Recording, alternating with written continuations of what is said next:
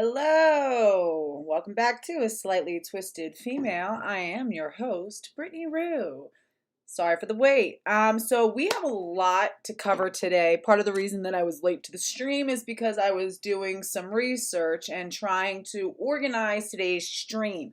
Because I think this is a complex topic, but it's a very important one. And this is all some, very new developments. And I haven't seen it covered by anybody else in the community, even though I'm sure that they probably are somewhere. I'm sure my girls down at Redux have probably begun to cover it. But I tagged them in just in case, whatever. Genevieve, Anna, you guys are the best. And here is some of my input on this new development with the World Health Organization. So hopefully it can be of some help to you if you check out this stream. The World Health Organization, what is it? It is an international non-governmental organization, or an NGO, that sort of comes up with guidelines for public health and things like that. For world medical associations, international medical associations to follow, or national medical associations. So I used to be a huge supporter of the World Health Organization, which is sometimes mentioned by its acronym of WHO, or WHO. And because they had created a protocol, a set of standards for gold star, basically like breastfeeding friendly protocols in hospitals. Okay, so for women giving birth in hospitals, they came up with like a set of guidelines for hospitals that they would have to follow to get a sort of like gold star designation of being breastfeeding friendly according to World Health Organization's criteria. And it was excellent criteria. It really did do a lot to promote and help raise our staggeringly low breastfeeding rates in America. And I think it really put pressure on hospitals, that have had really oriented themselves towards this sort of like technocratic conveyor belt, sort of almost industrialized birth model, where they were just sort of like ushering people through. And there was a lot of stuff that was happening routinely that was interfering with women's ability to initiate and sustain breastfeeding. And we know of the long-term health and psychological consequences that imposes on both mothers and babies. So I liked the World Health Organization for a long time because of that. Of course, like in all things, like in Planned Parenthood and these other organizations that we used to have trust in, because of their stance on other topics, I can no longer support the World Health Organization. And why is that? World Health Organization has really become like a new arm of WPATH, which is the World Professional Association for Transgender Health, which Genevieve Gluck, anybody who, I speak about her a lot on this channel. She's one of my sheroes in the movement. She is the founder and investigative journalist for Redux. She is one of two women, alongside Anna Slatz, who is also excellent, who have really changed the landscape of reporting on sort of the transgender ideology and gender ideology, and how it affects women, girls, children, and society at large. And it's sort of cutting through the bullshit that we had seen with a lot of the mainstream media that was not accurately reporting on things. So shout out to them. Now, Genevieve Gluck has done a lot to investigate and expose the World Professional Association for Transgender Health. And that's been critical because if you look into it's like this top down cascade. So WPATH, whenever you look at these, like, okay, so whenever you're in an argument or you're listening to a trans privilege activist and they talk about all the science agrees, all of the major medical organizations agree, and whatever it is, that puberty blockers are appropriate intervention for children, or that medicalization is appropriate and necessary and life-saving care.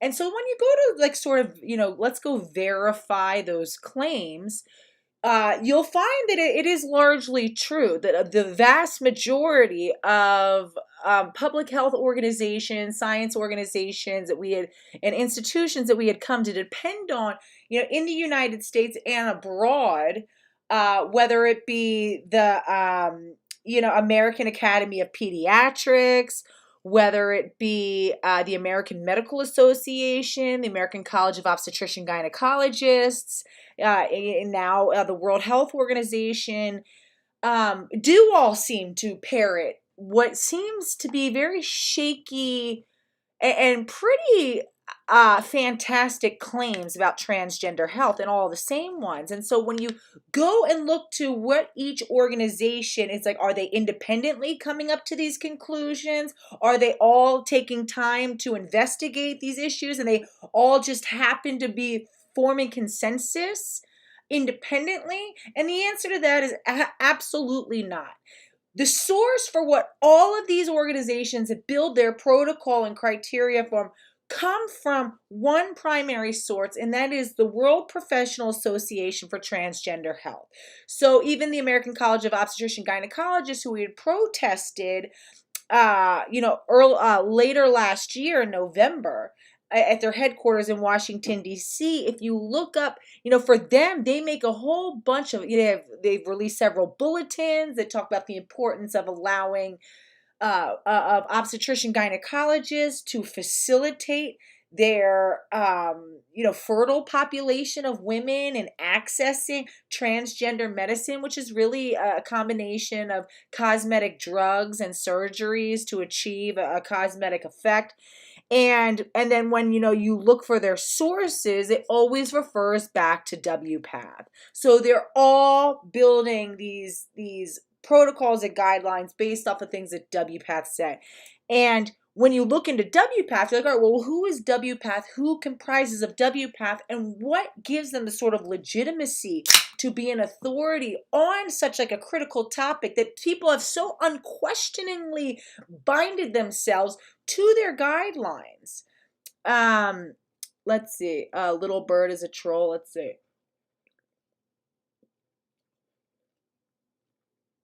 That's not it doesn't, Little Bird doesn't sound like a troll. Little Bird says, hey, I watched your live stream yesterday and you talked about psychedelics really helping you. I grow penis envy and other cubes as well as pick them because they grow in my area. Oh, you must be like, what, in California or something? My sister and I started making our own ketamine lozenges and they are fire. I want to send you a sample. So, ooh. Well, that doesn't sound like a troll to me. No, maybe it's because you said penis envy. Penis envy is like one of the most potent strands of like cubenesis. It's like one of the most potent strands of mushrooms. So yeah, I'm down. It sucks too because I had set up a I've been trying to set up. People keep asking me to set up a PO box, and it's been like a pain in the ass, but I will do that. Yeah. Okay, Seattle. Cool. Yeah, thank you. I love that. Very interesting. Yeah, we'll talk. Maybe I can just email me. Email me at a slightlytwistedfemale@gmail.com. So anyway, but Jean A, I do appreciate your diligence, and I understand why you might have misinterpreted her to be a troll. Ketamine is actually being used legally therapeutically for a variety of mental health stuff. I mean, a lot of things that were, listed as Class A drugs as recently as like 5-10 years ago are actually now being decriminalized and even legalized recreationally. Like in New Jersey, for example, I can go and buy an eighth of shrooms over the counter without any sort of medical card, and there's no minimums. I can buy as much as I want.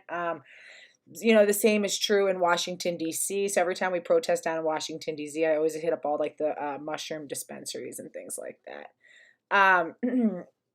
So anyway, I appreciate you guys. So, but yeah, getting back to the World Health Organization. So when you look at WPATH and it's like, well, who is WPATH and what makes them such an authority on setting protocols that every major health organization feels so confident bypassing their own sort of peer review process of peer reviewing whatever it is that WPATH is suggesting, it seems like in every other case, they're very diligent about, assessing protocols and guidelines. But when it comes to transgender healthcare, it's just like they're just like, oh, they just take their word for it. It is entirely unrigorous, and it should sound the alarm and raise red flags for anybody that there is clearly something nefarious going on, that it seems like they've just been able to cut through all the red tape and go straight through,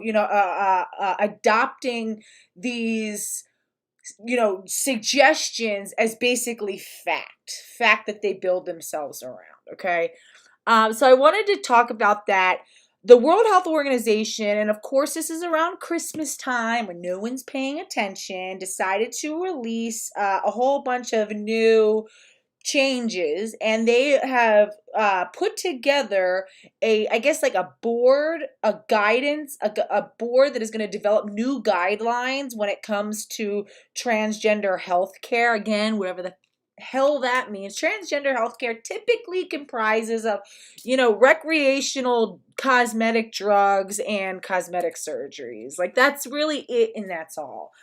So that's their idea of how, it's like no therapy necessary. It's just like whatever they want, nothing that they need.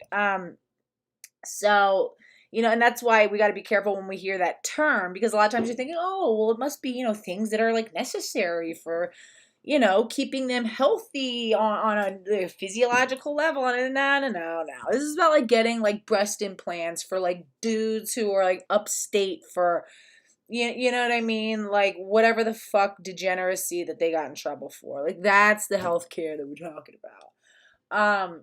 So yeah, so all right, I want to read this one important little thing real quick. Hold on. All right, actually I'll just read it here. Hold on. This is importante. All right, here we go. Just so that we're not, this person did a really good analysis, and so I'm just going to plagiarize them for a real quick second, because they said pretty much anything that I would have said. Like I said, I did take time to really like research this before I hopped on the stream and go through this. So, but okay, this was, but let's give a little shine to this lady who did a good job. Good job. This is from Unheard, which actually seems to be like a cool publication. I didn't go into them much, but I read some of the other. It's like, for example, fat positivity is a fantasy, the propaganda that doomed Ukraine, why our cities should be scared, the perversion of the English language. So it seems like some kind of interesting, counter narrative stuff that, you guys might be interested in. I'm not like super vouching for them because I haven't read a bunch, but, definitely, check it out and let me know if it seems like a good, publication, whatever. It's called Unheard. And let's see, who is this that wrote? Oh, this is this was written by Eliza Mondegreen. If anybody wants to help me get in touch with her, let her know that we did the stream. So she released this on December 28th of last year, of the end of the year last year. So, like a week ago. A few days before Christmas, the World Health Organization, WHO, announced that it would be developing guidelines on the health of trans and gender diverse people with a focus on access to hormones and surgeries. Again, we know how contentious this has become. We had the recent win, I think it was in Louisiana, forged forward by our brave detransitioners such as Richard Anamene, another woman named Morgan, and Prisha Mosley, who testified before the judiciary hearing and were able to successfully pass a bill that would, I think, de facto outlaw any of these interventions being done to children, which is a great. So now I think because we're actually finally starting to get some traction with legislation and whatnot, we're going to see a huge pushback. Again, this is an industry that is very tied in with the pharmaceutical industry. It's a big reason why President Biden suddenly and his, cabinet or whatever who's in control of him is heavily behind this because of, the potential market value. We know that for every child who is transitioned, again, you think starting, I think it's like around like what, 9, 10, 11, they begin puberty blockers. So you do puberty blockers for a few years. Then you bring in some cross-sex hormones, typically around the age of, they say like 15, 16. Who knows when it really starts? Could be earlier. So you have cross-sex hormones starting around 15, 16. And then, I'm sure as soon as they hit 18, 19, they're moving forward with, for trans-identified females, they're moving forward with things like top surgery, which is an elective double mastectomy that was previously reserved for women with breast cancer. Again, these are cancer interventions. And then I think, eventually they stop the puberty blockers. And then I don't know if, so I got to look into, I know that males take spironolactone and spironolactone is one option. I think there's several other options for androgen suppressors. So they prevent the testes from producing androgens. So while they're taking cross-sex hormones, they're able to lower their levels of the correct sex production in their body. I'm not sure if women, I'd have to check that, take, a sort of analog to that, to spironolactone. So you have spironolactone. So now, again, you have somebody who now has to take daily doses of, if it's a male, spironolactone, estradiol. So if you're a male, so it'd be spironolactone, estradiol, and progesterone. So at least 3 medications daily. If you're a female, you're taking injections of testosterone. So again, even everything down to the needles, all of this is stuff that they're going to have to be paying for. And then, the follow-up testing, I'm sure that they require some kind of like blood work every certain amount of time. Then we know that with chronic testosterone usage, because it reduces blood flow, and because our uterus, depends on the presence of estrogens in our system. We know that, for example, in the case of buck angel, that uterine, the uterus can go septic. You have vaginal atrophy. And when these things start to happen, they typically will then offer things like a radical hysterectomy and even a vaginectomy. Even if these women are not necessarily sure or interested about getting either phalloplasty, which is when they take the skin graft, typically either from the wrist and the forearm or the upper thigh, and roll it up into like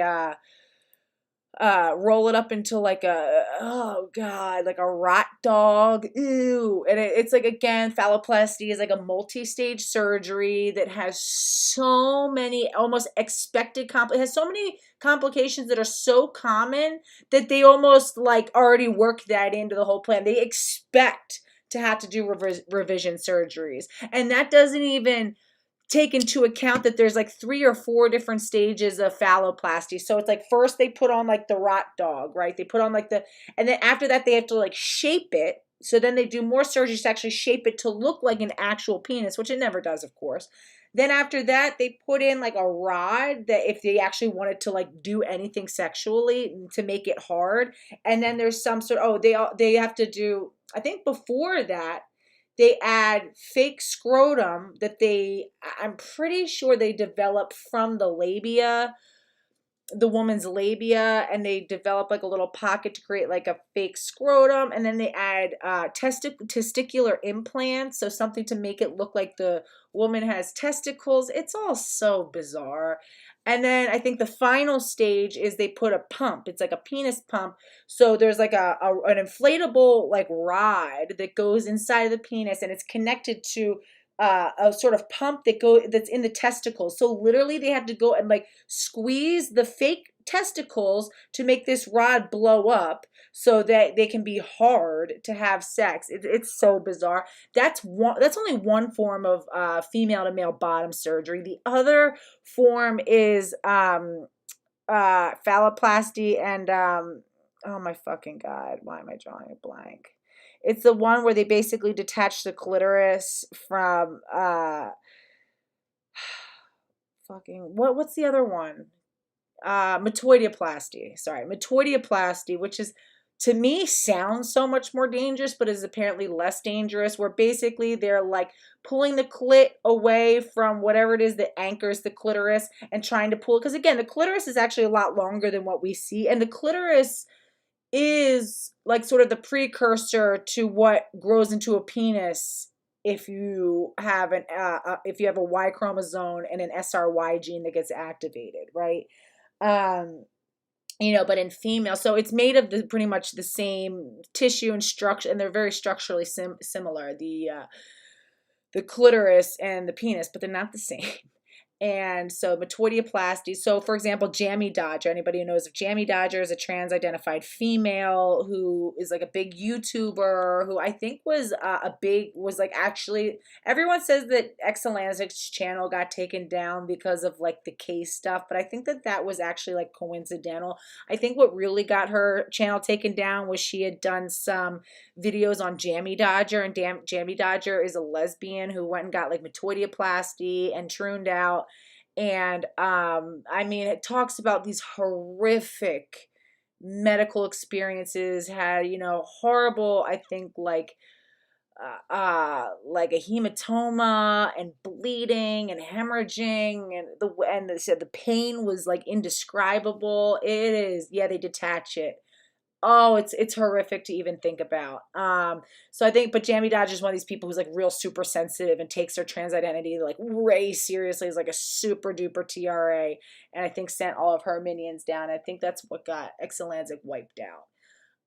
But man, like what she describes, and it's like, again, the metoidioplasty I think is actually the most functional of the two, but it's like you're basically have like a micro penis. So if you've ever seen one, so like for women who take exogenous testosterone, right? So when we're talking about exogenous versus exogenous, so think of like X, so like external. We're saying exogenous hormones, that's hormones that your body isn't producing. These are hormones that you're taking, that you're adding to your body externally. Endogenous, so endo, which is like internal. So you think of like a endodontist. An endodontist is somebody who does like root canals, who goes inside of the tooth. So endo is like internal, inside. So endogenous hormone production means like your natural hormones that your body produces itself. So, just try to remember those. Yeah.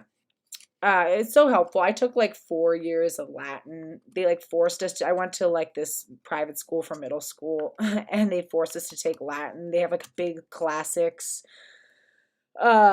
department, and so that was like you had to take Latin and you had to take another foreign language, and I thought it was so annoying at the time, but I'm like so glad that I took it now because it is actually really helpful.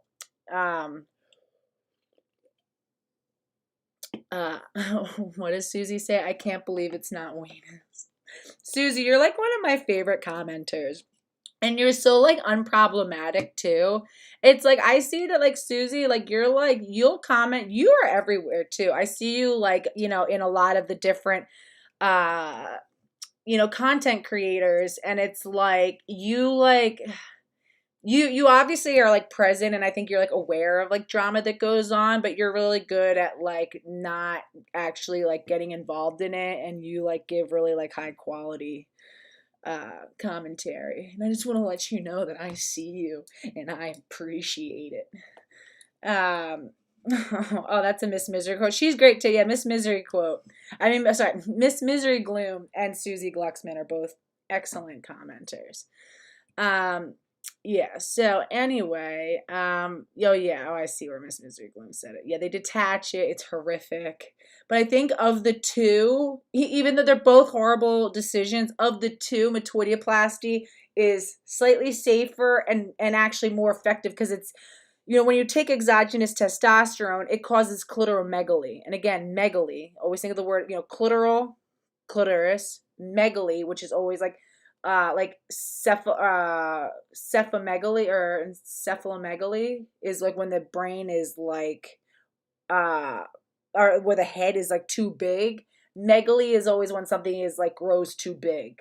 So clitoromegaly is when the clitoris gets enlarged, and apparently it's like real painful and uncomfortable. Oh my God. Anybody who's like prone to UTIs or has like had a bad UTI can only imagine. Can you imagine? The reason why I always say the reason why UTIs hurt so much is because it's your urethra is literally like up against your clitoris, which is just like, I mean, the convergent point of so many bundles of nerves and pain, so it's like, why? And it's like, I guess you can theoretically like penetrate a woman, but it's like a micro penis. So you're basically, it's like putting just the tip in. You put the whole thing in, but it's just the tip. And I made the horrifying decision to go and actually seek out pornography that includes images of, I was looking for phalloplasty. I wanted to see if there's any evidence that it can work sexually.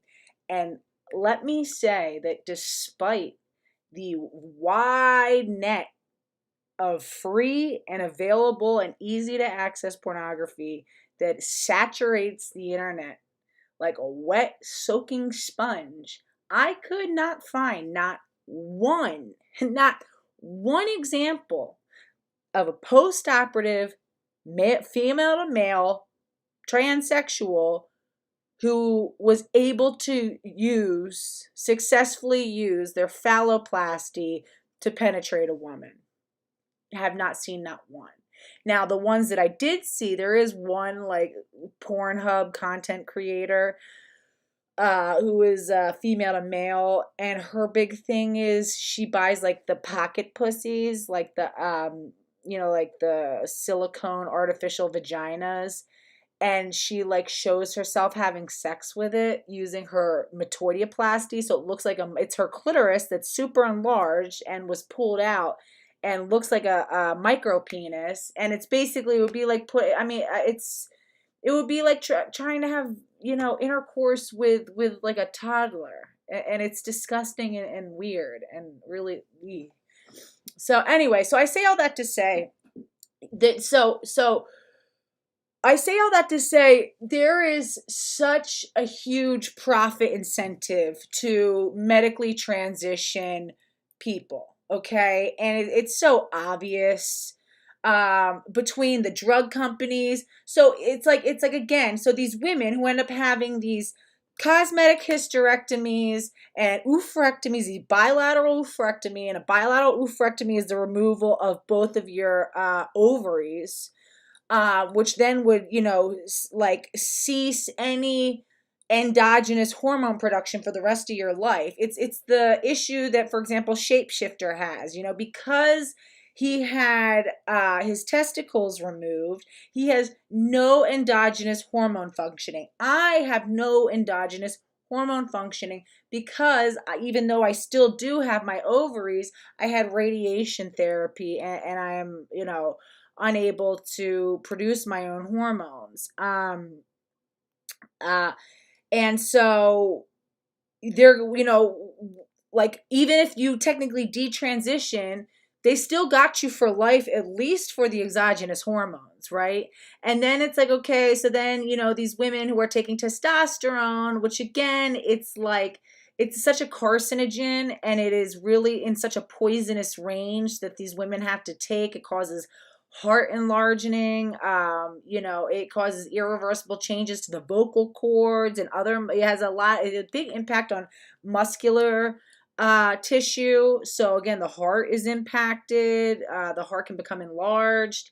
And, it can cause a deficit of blood flow to the uterus, which can cause the uterus to go septic. So then they often recommend, like I said, even if they don't have an interest in having bottom surgery, they'll recommend a uterine a radical hysterectomy where they surgically remove the uterus, and even a vaginectomy. So then these women again are on the hook for having to take exogenous hormones. Even if they were to like detransition or whatever, then they would still have to be taking progesterone and estradiol for the rest of their lives. And then again, and like I said, we know that if they go ahead with phalloplasty, there's like 4 base surgeries to do it. And that doesn't include all of the very predictable and nearly expected revision surgeries from complication. So I've heard that it's minimum up to like 10 different surgeries. Okay, the amount of money that they can make off of one mentally ill trans-identifying person over the course of their life. They say that every trans-identifying person is worth a minimum of $1 million. There's a reason, again, and knowing that, they know that the vast majority of trans-identifying people are people who are mentally ill, who are, they always talk about how trans people have issues with employment and housing, and it's not because they're trans and they're being discriminated against. But again, it's like you see how hyperfixated these people become, and they're constantly in a state of going in and out of surgeries and in and out of these medical procedures and trying to just, do all these things. And once I get this done, then I'll be happy. And it takes years out of their lives to having to go through all of this, and they're not able to work or have some sort of like consistent schedule or focus on what they're doing. And they become so self-absorbed and really narcissistic, and they've internalized a lot of this rhetoric about how if people misgender you by accident, they're this big transphobe. And then these people sort of alienate themselves by being just really unpalatable to be around and difficult to be around. And so they make themselves very unemployable. So Big Pharma was like, we have these whole group of people that we can profit so much off of.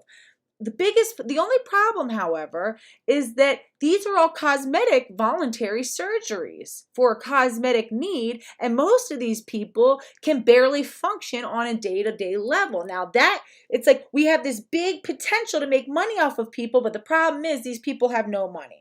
Right? These are people who clearly would be very committed at following through all the way down the line to keep getting more and more interventions, because they're so, it's like it's like chasing a dragon, because you get these people obsessively hooked on an idea of achieving something that is inherently unattainable. That is the perfect recipe to have somebody locked in for life, spinning their wheels, trying whatever avenue it was. If I just do this one last thing, then I'll finally be happy. If I just do this one last intervention, if I just fix this one thing, then I'll finally have everything I want and it'll be perfect and I can start my life. And you know what the sad part is? That'll never get there. They'll never get there. The goal will always be just out of reach. Why? Because these people are trying to do something that is medically and physically impossible. It is not possible to change your sex. So they're already selling them an unattainable goal that they will spend their lives chasing after, because that's how like obsessive they are about it.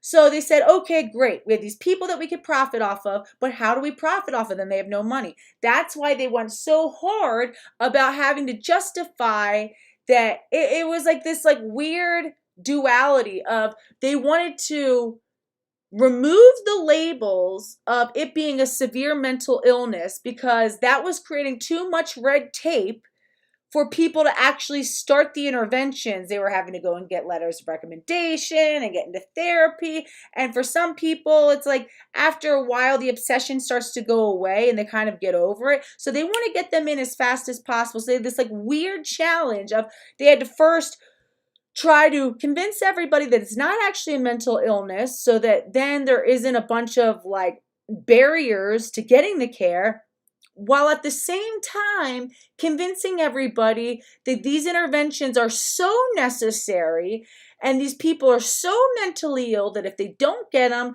there's such a high and pressing risk of them unaliving themselves and self-harming that we need to make it covered by Medicaid, right? We need this to be covered by every insurance plan, including Medicaid. And I know as of 2022, I know when Washington State had passed a bill allowing for up to $100,000 of medical coverage for gender affirming care.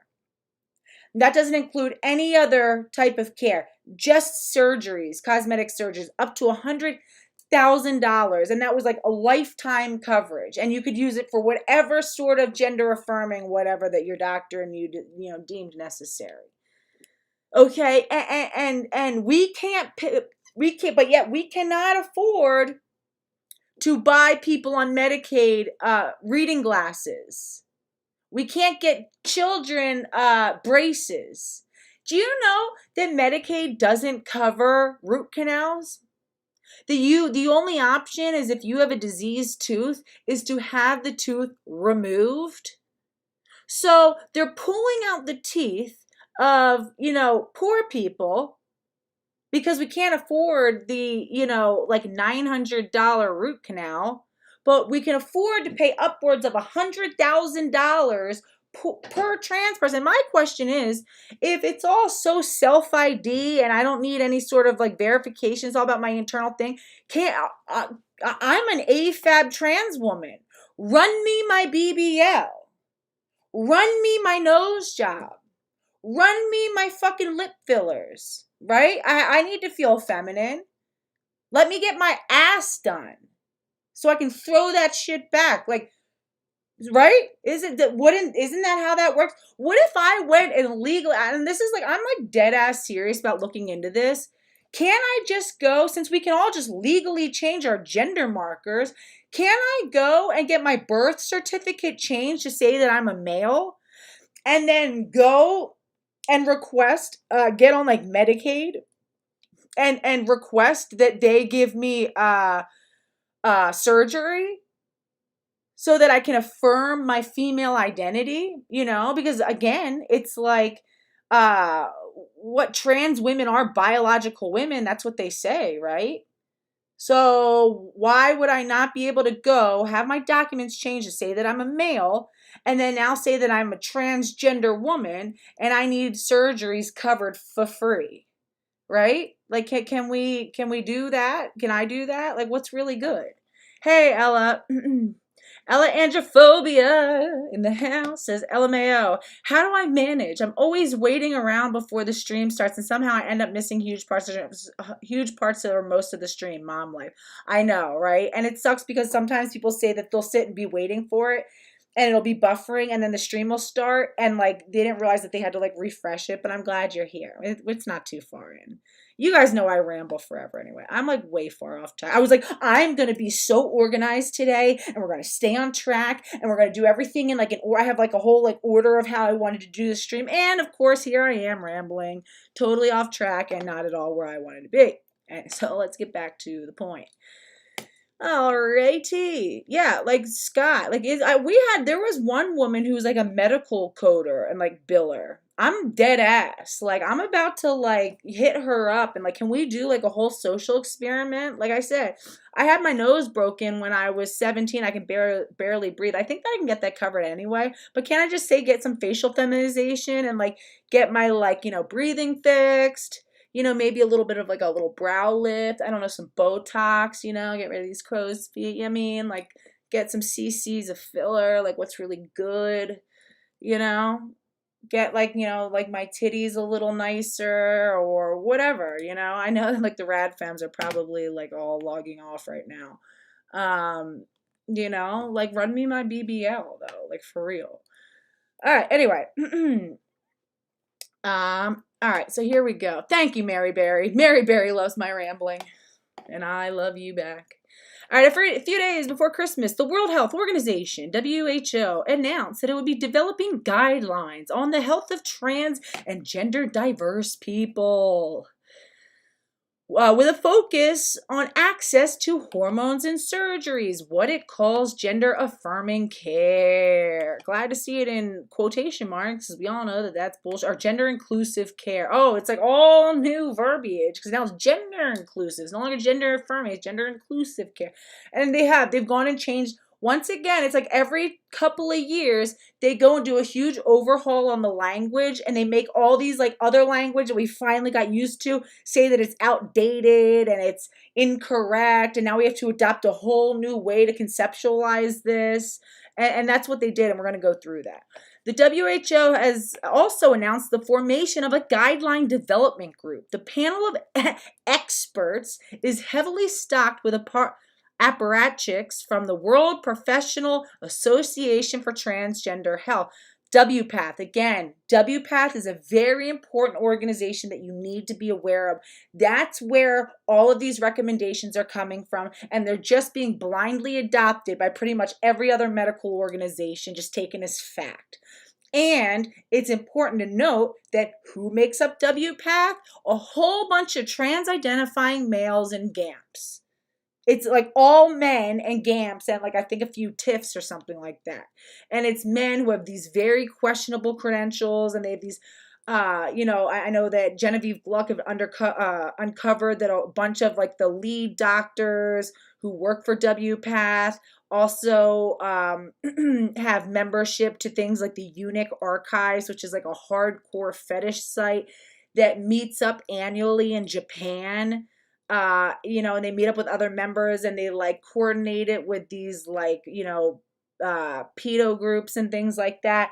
So these are very, very questionable and unsavory people, and people who have very obvious conflicts of interest. Their interest is not in, best practices and, really preserving and the health and well-being of children. No, this is about just being able to get what they want when they want it. And it's about either trans-identifying males being, making sure that they have access to all the interventions that they want, or it's gyneandromorphophiles or GAMPs. Once again, a gyneandromorphophile is a man who is attracted to trans-identified males. And I think a lot of these powerful GAMPs are doing everything they can to get rid of the red tape, because trans healthcare is going to help churn out more of the type of person that they're attracted to. They want more men to be able to get access to things like cross-sex hormones so that they can have the fat redistribution. So it's like they have a penis, but then they have like the female fat distribution, and then breast implants. And that's what these men are attracted to. And these men happen to have a lot of power and influence, and they're making sure that we can create a whole subgenre of little boys that are now going to be able to cater to their sexual appetite and interests of these powerful GAMPs. So again, the World Health Organization announced the formation of a guideline development group. The transgender, so these panel of experts is heavily stocked with people from WPATH, including 2 former presidents of WPATH, I guess, trans activists employed by the Global Action for Trans Equality Network. Again, these are just activists who are going to just be coming up with these, international guidelines for trans. This stuff is so important to keep an eye on. It's like not as exciting as going and like clowning people on TikTok, but this is where the real influence happens. This is where the real the base level stuff that is going to impact us all. the parent of a trans-identifying child who's on the formation of the guideline development group. Again, all there's such clear conflicts of interest, and at least one member with strong ties to the pharmaceutical industry. Of course. Now, this is the one person who is in the thumbnail of this video. So it says, a few of the panelists have especially colorful public profiles, none more so than Florence Ashley, a, quote, transfeminine jurist and bioethicist. Oh, that's ironic. Whose preferred pronouns are, quote, they, them, that bitch. Ashley believes that, quote, puberty blockers ought to be treated as the default option for all youth, as opposed to, quote, letting puberty run its course. The activist argues that letting this stage of human development progress uninterrupted, quote, strongly favors cis embodiment by raising the psychological and medical toll of transitioning. So basically, this guy believes that every child should routinely be put on puberty blockers and then later make the decision whether or not they want to continue with their natal sex, pubertal development, or, you know, do some other weird intervention, right? And it's very similar to these adults who have the so-called babies, right? So who like refuse, you know, who have children and say, oh, we're not going to assign their gender. We're going to let them decide what they are. So I just want to show you real quick this babies thing, which is very similar to what this guy is proposing, except he's proposing it in terms of medicalization.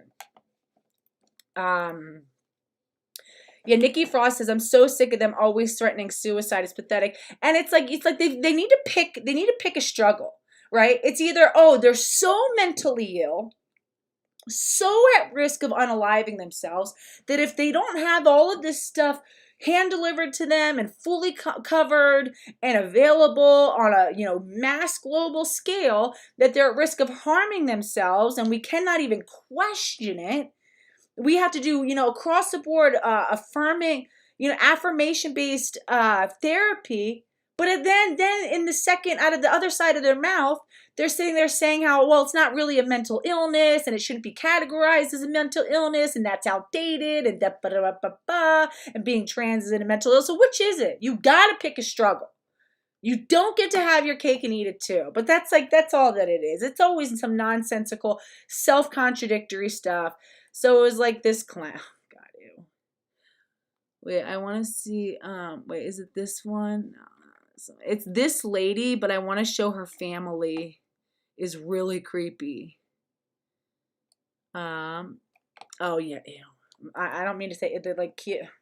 This is who, I don't know if you guys, anybody who was watching my stream yesterday, but I was talking about this one midwife that I used to work with, who I really believe had a baby so that she could troon the kid out, and she was real into this whole concept of what we're about to hear now. And I guarantee you that this family inspired her dramatically, because she did everything that this woman does with her kids, even down to she named her son the same name that this woman named her kids. And of course named her son like a female name. For a while I thought it was a female by how much. It's like, oh, you're so, you know, open to being gender neutral, you know, but it sure as hell seems like you favor putting this little boy in girls' clothes. But I thought you wanted to be neutral. You really seem to be pushing him towards being trans. Why would you have a child just so that you could like tell that child that their body is wrong and then mutilate it? That's some real sick level. And it's like her entire social media presence is dedicated to like forcing this down our throats. And we just hear about this kid's non-binary, and it's so cringe. This poor kid. And you start to feel bad because you find yourself like finding the kid real annoying, and then you're like, this is not this kid's fault. You know what I mean? I'm like, oh, this kid like just like, you know, like almost like grosses me out. And it's like, no, that's so sad. That's such a horrible, sad reaction to be feeling. And it's not this child. This is a beautiful, healthy baby boy who is so sweet, and unfortunately is being groomed by just a very malignant cluster B person. Thank you, Nikki Frost. Nikki Frost says, Britt, you should write a book, a parenting book from strong women. Thank you. I would like to do that one day when my kids are a little bit older. I would love to write a book one day. You know what I did when my son was younger? My boys were little. I made a children's book. I wrote a children's book and illustrated it. Oh, and I never quite finished it. I had these like really like high quality illustrations that I did. It was like an ABC book. And I like one day I really want to finish that. I like still have all the original stuff and like self-publish it. That might be like my first foray into that. Yeah, Scott Bridge says yes, it's all wildly inconsistent, contradictory. It can constantly. Parents find out the sex of their child before the baby's born. Yeah, a lot of people do, but others opt for the surprise, waiting to hear it's a boy or it's a girl. And some families are exploring another option. 10 News reporter Liz Crawford met one Florida family raising a gender-neutral child. Instead of a boy or a girl, gender-neutral babies are known as babies. Babies are babies without a known sex. That means only parents and trusted caregivers know that baby's anatomy. They say the gender part comes later and is left up to the child. Revealing the sex of your unborn baby. Yes. Love this. Thank you. Oh, her husband. She has two. So she's in like a throuple, like a polycule, like a whatever, like a a polyamorous thing. She's married to two or with these two clear AGPs. And I mean like the creepy AGP. So she dresses like, a lesbian, and both of these dudes dress like straight up AGPs with these like floral moo dresses and like the male pattern hairline and like the scraggly hair. Oh my God. It's like the most unattractive. She's decently attractive. Her personality makes you want to die, but like she's decently attractive, but man, the dudes that she's with are god awful. That's right in. But for some families, oh, I love this. Thank you. The gender reveal won't happen anytime soon. I want to see her We husband. did not assign a sex at birth, which means when they were born, they had genitals and we know what they are. We just chose to acknowledge that those genitals don't indicate anything about gender. Meet Sparrow, a smiling, curious, adorable 11-month-old baby. Is this a baby? Sparrow's parents decided to raise their baby gender neutral, meaning Sparrow will decide gender when older. Even Sparrow's birth certificate says I want sex. to see the the birth certificate says sex oh, here it is. You got to see I'm sorry. This is so off track. You just got to see. Hi, Mark Barnett, Sandy Hook Promise here. This is so horrifying. This dad. When the gunman... Oh, it's like a father. This is Ari, Gwendolyn, and Brennifer. They are in a polyamorous relationship. Brennifer. The dude named himself Brennifer. Like, bro, like, could you possibly? And they like look like they all dress at shop at Dress Barn. Look at this guy's chin. Come on. And they all parent Hazel and Sparrow. We have a 2-year-old antigender baby and a 10-year-old who is non-binary. They have chosen not to disclose Sparrow's gender. We don't know it yet. It's something that Sparrow's going to have to figure out and then tell us. But this is totally trans housing by proxy. And K80, you nailed it. K80 says babies getting their gypsy rose on when they're old enough. That's the future. Absolutely. This is total emotional and sexual abuse and exploitation. There's no reason that children should be living in this like weird family dynamic. We have these 3 adults, these 2 sexual deviants, and they're all like having sex with each other, and it's just, no one knows what's what. And I think it's a thing where it's like they don't know whose baby it is. I think that they were like both like dumping in her, and then she was getting pregnant, and it was like, oh, we're not sure like who's biologically the father. It's either that, I forget. It's either one, she has a baby from each of them, or it's like they're not sure kind of thing. I don't know.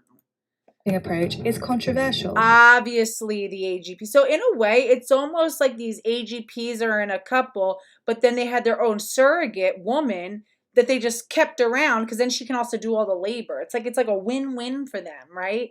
They get to be with each other, that's who they really want to be with. They can turn out their kids, and they have this woman that they can, like, sexually exploit, and then exploit for her, like, female labor as a mother. And she's really just like a surrogate for them. I have literally received death threats. Crazy, crazy lady. I hope karma hits you back and your kids grow up to detest you. Maybe you should listen. These polyamorous parents let their children choose their gender. And for their oldest child, Hazel, that's neither male nor female. Please tell us. All right, that's like a whole, we got to do that another time, but let me finish this with the who. I just needed you to see that. So again, so that's essentially what this one person who's now part of this World Health Organization, group that's going to be coming up with guidelines, believes that every child should start off on a baseline of Lupron, of puberty blockers. And again, Lupron, which is, and let's really quick, just so we have an idea of what this is, a bioethicist, right? So this is somebody who, deals with like ethical considerations when it comes to like, medical stuff. So that's like the biggest irony in all of this. All of this is so unethical, but this is our ethicist. So he believes that every child should start off on puberty blockers, right? Well, let's take what does puberty do, right? Is puberty just about developing breasts? Again, it's like, I think Exelanzic said it best when she said that anything that causes an obvious external, like anything that you take internally that has a very obvious external impact on your body, you have to assume has a much bigger nuanced impact on other processes and internal processes within the rest of your body. So for example, testosterone, she always uses the example of testosterone and the impact that testosterone has on female vocal cords, the permanent changes. And she said that if testosterone is being taken at such a high dosage to cause that big of a contrast and a difference in the vocal quality, you can only imagine that it's not like it just targets these specific things and that's it. It works on every other tissue and ligament and organ system that is similar in that is biologically similar to the vocal cords, right? So again, it's the heart. It's a lot of this muscular tissue. We know that women who get on testosterone can start to really develop a lot of muscles. They get really physically fit. Well, just really bulk muscles. And again, your muscles are not just your arms and your biceps. It's your heart. It's your vocal cords, it's your ligaments. It affects so many other things. So for this man who is a bioethicist who works for the World Health Organization, who's now going to be in charge of, creating guidelines that the rest of the world is going to follow, our most entrusted medical organizations, and it's going to affect us all, is saying that every child should start off as a baseline on puberty blockers. Now let's take a look at what puberty even does, okay? Because again, puberty is not, they treat it like it's just this like little trivial thing and it's all about like these cosmetic changes. Puberty is so much more than that. Let's see, not this, hold on. So I had pulled up some of these studies that talk about what puberty actually does. And I think this is one of the most significant ones. There were several. So again, this is from Harvard. And again, the hypocrisy of Harvard, Harvard is very pro, trans privilege and trans medicalization. And it's like, how can they, it makes you wonder there's really got to be an insane level of money and power to drive this, to make so many of our institutions just totally throw all of their ethics and standards out the window just to adhere to this. That should be the number one red flag. There are some very powerful, sinister forces to get these people to totally throw out all of their credibility. So the adolescent brain, beyond raging hormones, this is a little bit about what puberty does, and just to highlight how insane the proposition that all children should be pubertally suppressed until they can decide for themselves. This was written on March 7, 2011, originally published in the Harvard Medical Health Letter. So again, this was originally published in 2005. And I think that that's important to note because the implications are so obvious, and I don't think that they would have prioritized this research if this were like today or, 5 years ago when all of this transgender, activism was hitting a crescendo. Jean A. says, Dr. Michael Laidlaw explains it well. He is an endocrinologist who hasn't been bought. Oh, I got to look into him. Thank you. In every generation, it seems, the same lament goes forth from parents of adolescents. What's the matter with kids today? Why are they so often confused, annoying, demanding, moody, defiant, reckless? Accidental deaths, homicides, and binge drinking spike in the teenage years. It's the time of life when psychosis, eating disorders, and addictions are most likely to take hold.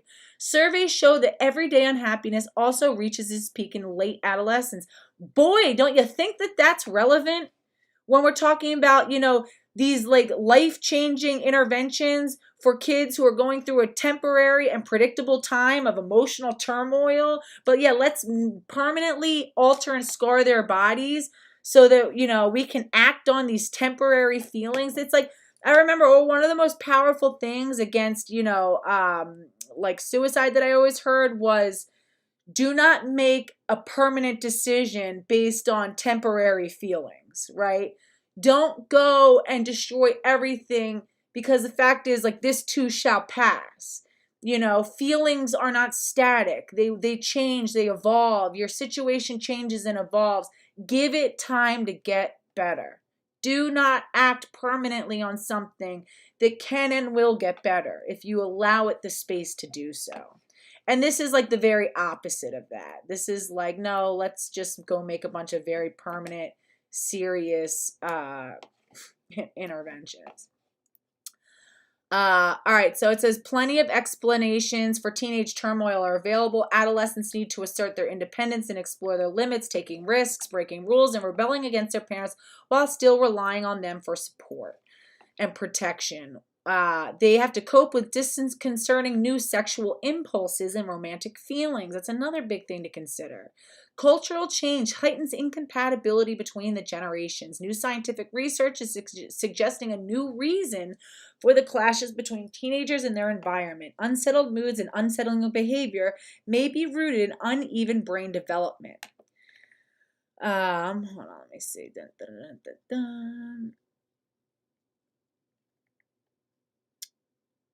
All right, I want to find the point that's like most. It's not a question of intellectual maturity. Most studies show that abstract reasoning, memory, and the formal capacity for planning. Hold on, let me see. Where is, let's see, the emotional state in which. Find in it. Okay, all right. So, while it says it's not the question of intellectual maturity, most studies show that abstract reasoning, memory, and the formal capacity for planning are formally developed by age 15 or 16, which I thought the prefrontal cortex wasn't developed until 25, which I'll look into that. If teenagers are asked hypothetical questions about risk and reward, they usually give the same answers as adults. But the emotional state in which they answer questionnaires is not necessarily the one which they make important choices.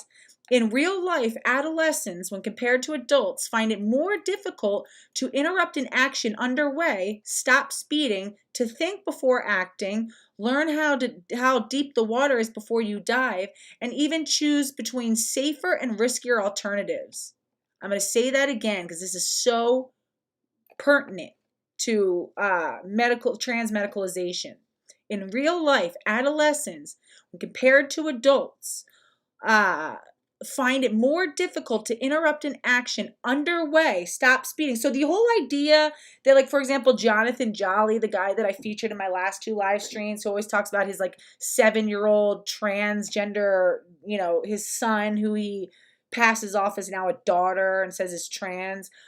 He's always like, oh, people always ask me all the time that what if, she changes her mind? And he said, I've let her know all the time that he just has to come and talk to me, and he can stop this whenever he wants. And the fact of the matter is the kids are really not equipped to do that. They're not equipped to be like, whoa, hold on, stop.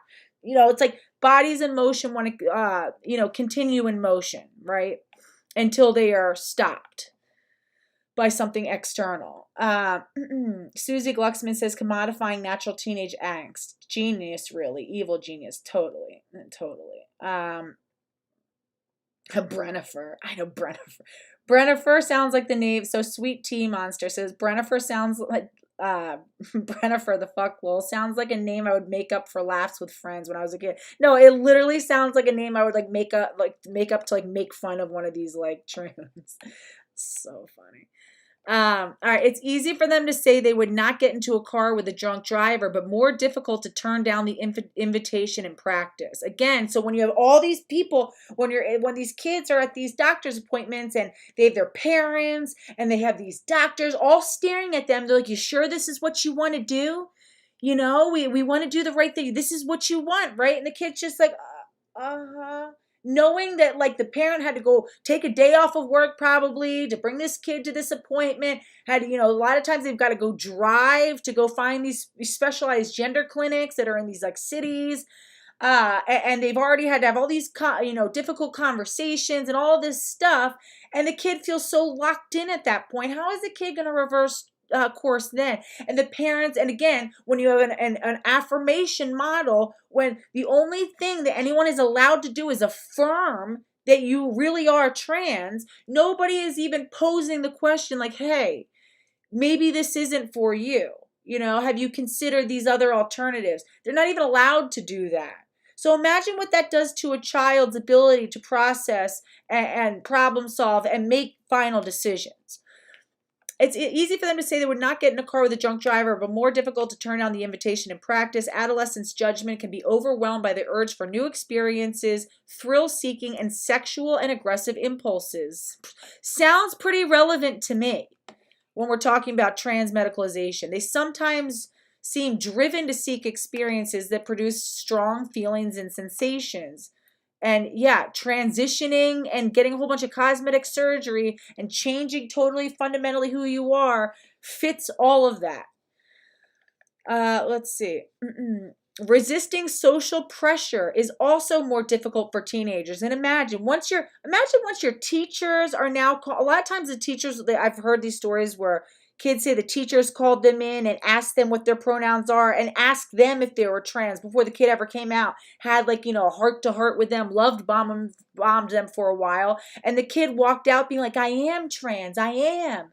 And they're like, wow. And so now it's like you've gotten your teachers to all, socially transition you and call you by your wrong pronouns, wrong sex pronouns, call you by a new name. You tell everyone your dead name. You've had to break this news to everybody important in your life and had these like uncomfortable conversations. And now everybody's on board. And it's like you have everybody and they're all now like, cheering you on. And everybody sort of like makes your trans identity like the centerpiece of your identity.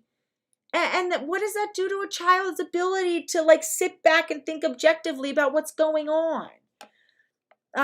Resisting social pressure and is also more difficult. Now for the first time the kid feels seen. For the first time the kid has people rallying around them and is special for something. And now, these kids talk about, oh yeah, my whole school now knows. And like, it's kind of, special because now everybody knows that I'm, and of course then like the administration like rams down all the kids' throats that they have to be like overly accommodating and, and so like they all just sit there and they arbitrarily, applaud this kid for nothing really. Resisting social pressure is also more difficult for teenagers. Much of their troubling behavior, from gang violence to reckless drinking and driving, occurs in groups and because of peer pressure. In a psychological experiment, adolescents and adults took a driving simulation test that allowed them to win an award by running a yellow light and stopping before they hit a wall. Adolescents, but not adults, were more likely to take extra chances when friends were watching. Did you hear that? Adolescents, but not adults, were more likely to take extra chances when friends were watching. Again, for a lot of these trans-identifying kids, the whole world is watching them. Their school is watching them. And again, kids are so young that they think that that's the whole world. You know, their friends, their doctors, their family, people online. You know, if the parent is now jockeying the story online, it's the parents' followers, it's the kids' followers, the kids' friends, their neighbors, everybody.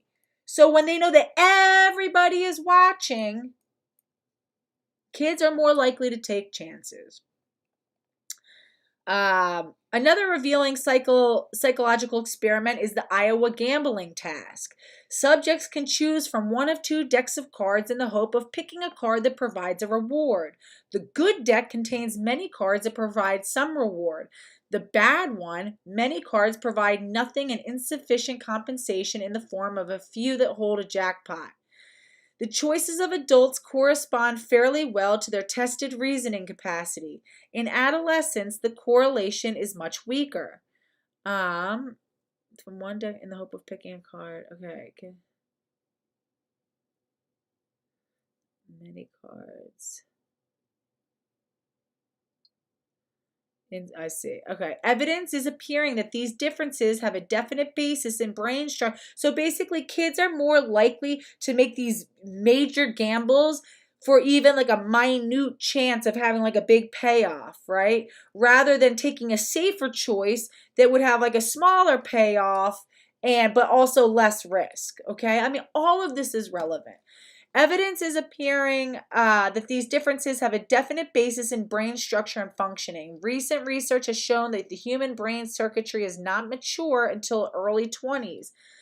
Some would add, if ever. Among the last connections to be fully established are the links between the prefrontal cortex, the seat of judgment and problem solving, and the emotional centers in the limbic system, especially the amygdala.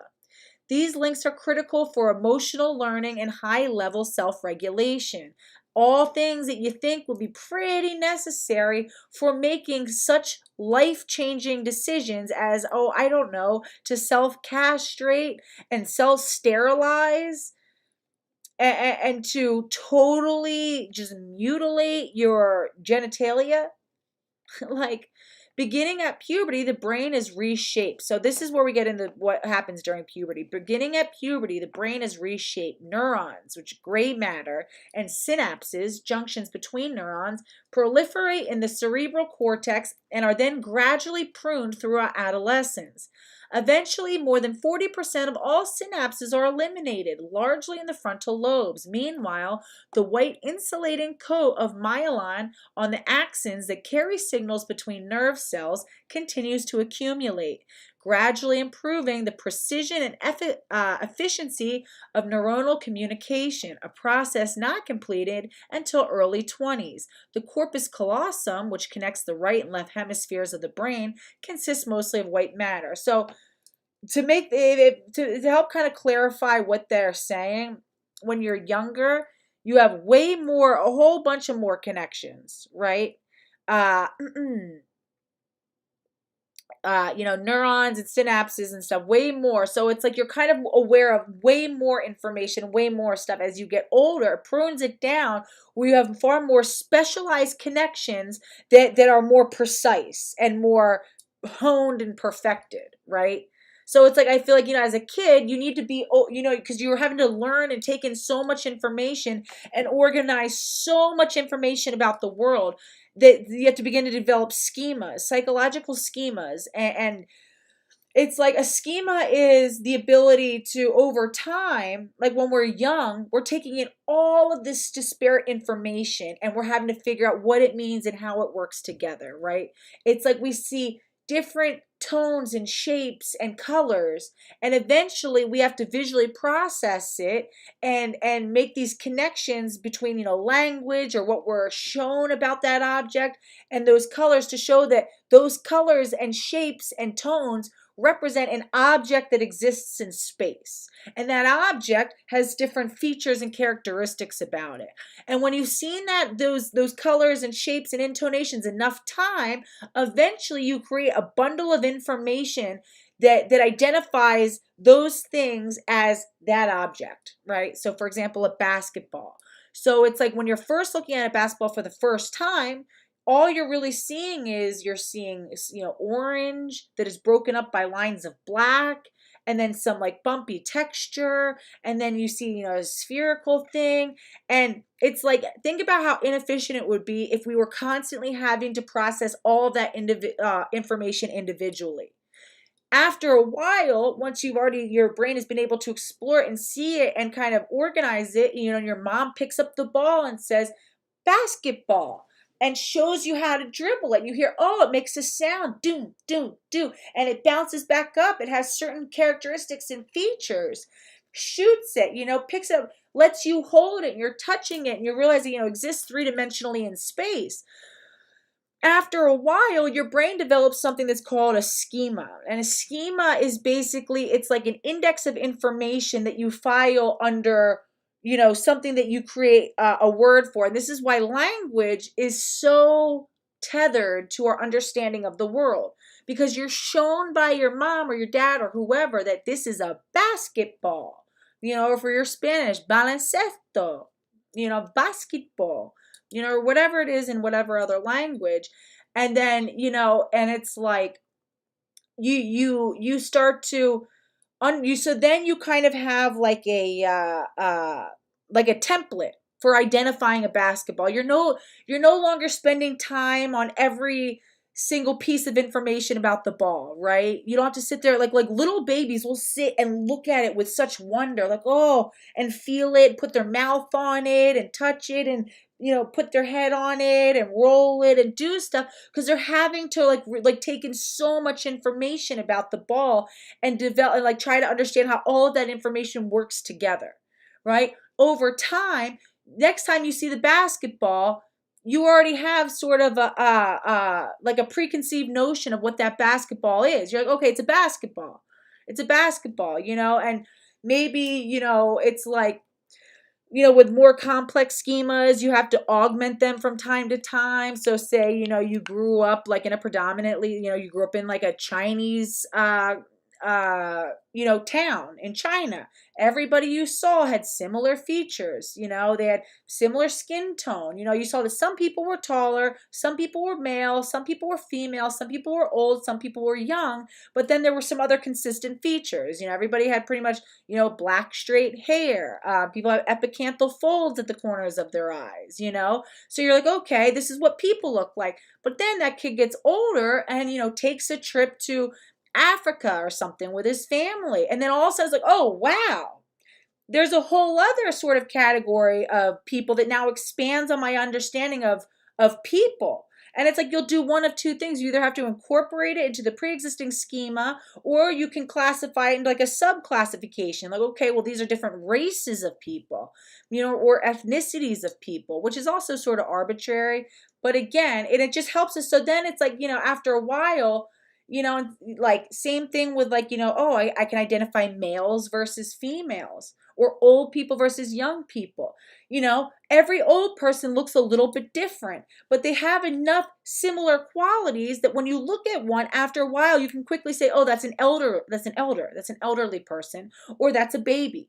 Not every baby has to look identical. And what it causes you to do is you end up throwing out some like extraneous information, and you just sort of connect the sort of like consistencies. And it's another reason why we eventually can like develop biases, because you just sort of apply these schemas or whatever. So let's see. What the fuck was my point? Why the fuck was I talking about for so long? I have no idea. Anyway.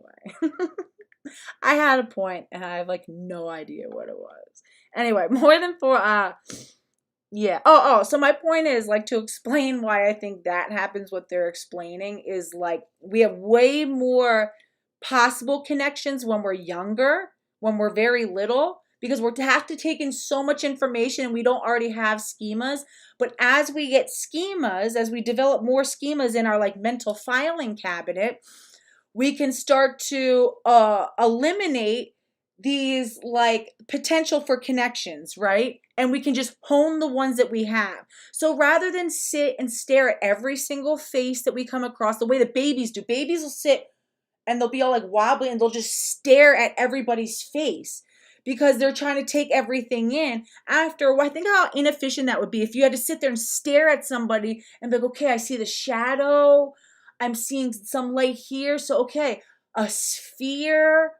So what is that? And I see two globes inside. After a while, you're like, okay, I see two eyes, round thing, hair on the head. That's a human, right? And then it gets more specialized than that. That's a female. You know, eventually you get enough information about generalizations that you can just kind of quickly identify what something is, right? That's an apple. It doesn't need to look exactly like every apple that you ever saw, but there's enough consistency that you can, identify it. And that's what happens. So it's like, later over time, we get more specialized. This is why it's such a critical time of development. And when we arrest that development during adolescence, it can have catastrophic long-term consequences. And it's like so obvious. Let's see. Yeah, exactly. Cece says why it's a bad idea to block the developmental process in the brain and how hormone blockers stunt the. Thank you, Cece. I can always depend on you guys. Exactly. Let's see. So a process not completed until the early 20s. So again, you think in the case of like Jazz Jennings, who's been so stunted and pretty much, never got to experience this important time of like synaptic pruning and, connective neurological pruning. What does that have on his, long-term ability to function? In any of these kids. So just how reckless it is to suggest that every kid should just be put on is fucking insane. Another circuit still under construction in adolescence links the prefrontal cortex to the midbrain reward system, where addictive drugs and romantic love exert their powers. Most addictions get their start in adolescence, and there is evidence that adolescent and adult brains respond differently to drugs in both human beings and laboratory rats. Studies have found that adolescents become addicted to nicotine faster and at lower doses. Functional brain scans also suggest that teenagers and adults process reward stimuli differently. The adolescents are hypersensitive to the value of novel experiences. I'm going to say that again. Adolescents are hypersensitive to the value of novel experiences. Well, what is more novel than going and transitioning your sex, right? All right. I'm like so ADD. Let's see. Scott Bridge says brain pruning continues till age 32 for women and 43 for men. Interesting. Hormonal changes are at work too. The adolescent brain pours out adrenal stress hormones, sex hormones, and growth hormone, which in turn influence brain development. The production, all right, again, the adolescent brain pours out adrenal stress hormones, sex hormones, and growth hormones, which in turn influence brain development. Again, sex hormones influence brain development, okay? And the idea that puberty blockers are reversible totally ignores the fact that, your body, you're not just suspended in outer space, right? And nothing is changing. Your body is all progressing. You're just suppressing one aspect of it. So as the rest of your body is progressing, there's one part that's being stunted. And of course it's significant. And of course it has a irreversible impact. The production of testosterone increases 10 times in adolescent boys. Sex hormones act in the limbic system and in the RAF nucleus, source of neurotransmitter serotonin, which is important for the regular of arousal and mood. Interesting. Act in the limbic system. So, for example, we've seen, they always talk about how Jazz Jennings suffers tremendously with depression. Come to find out, male, sex hormones, male testosterone is critical in the regulation of arousal and mood. And I think arousal, I don't know if it means sexual arousal, or if it means just like being kind of like, motivated and stuff like that. And that would, really make sense as to why he just could not function at Harvard. He couldn't function, he was really not able to even care for himself. The hormonally regulated 24-hour clocks change their settings during adolescence, keeping high school and college students awake far into the night, making it difficult to rise from morning classes. As long as the brain is still in formation, things can go wrong in many ways, and some of them involve the onset of psychiatric disorders. Stress can retard the growth of the hippocampus, which consolidates memories. And imagine the amount of stress. That's another underappreciated thing. The amount of stress of going through these doctor appointments and, being posed all these big existential questions that you're just not developmentally ready for, and having to think about your life and what you want to do, and being like, it's, all the time that they spend at these doctors' offices and stuff are time that they're not spending home, developing healthy routines and doing homework and, just focusing on their health and hygiene and being a part of normal day-to-day family life, which I think is so essential. And it's adding new layers of stress on top of an already stressful life. Kids are already trying to, do well at school, figure out how they fit in socially, dealing with emerging, romantic and sexual feelings and things like that. And then you just dump on this whole other issue that is so unnecessary, and it impacts the well-being of these kids. Stress can retard the growth of the hippocampus, which consolidates memories, which can really have an impact on, again, how a child is able to look at the history of who they are, right? If the hippocampus consolidates memories, that's probably the area of the brain that's responsible for creating your sort of narrative, right? Your biography of self. Remembering kind of the timeline of who you are. And so it's not surprising then that these pubertally suppressed kids and kids who are under a ton of stress during this time of their life, are not able to properly, formulate the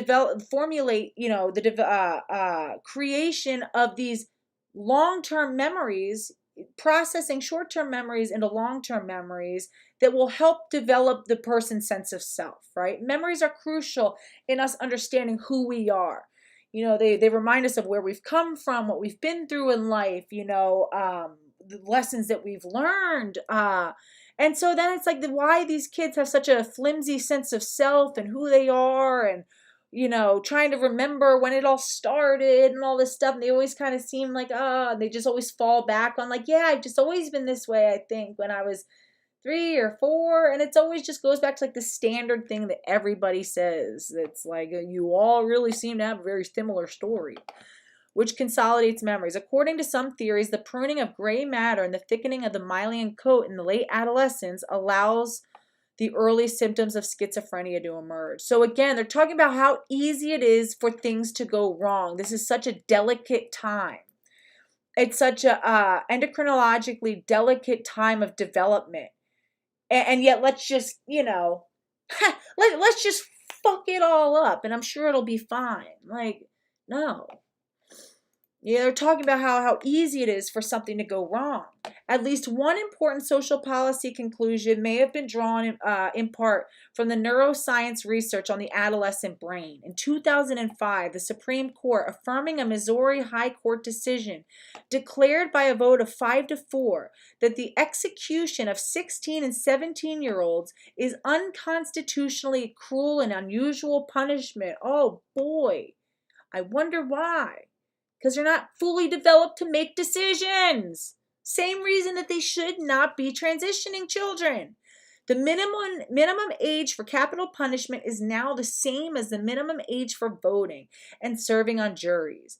In writing their decision, the justices referred to evolving standards of decency, practices in other countries, the immaturity of adolescents, and their greater potential for change. Greater potential for change. They did not specifically mention brain research, but they had the opportunity to read friend of the court briefs citing this research that they were submitted by the American Bar Association, the American Academy of Child and Adolescent Psychiatry, and the American Psychiatric Association, among others. Some critics, even if they welcome the Supreme Court decision for other reasons, have complained that this research stereotypes adolescents and provides biological rationalization for irresponsible behavior.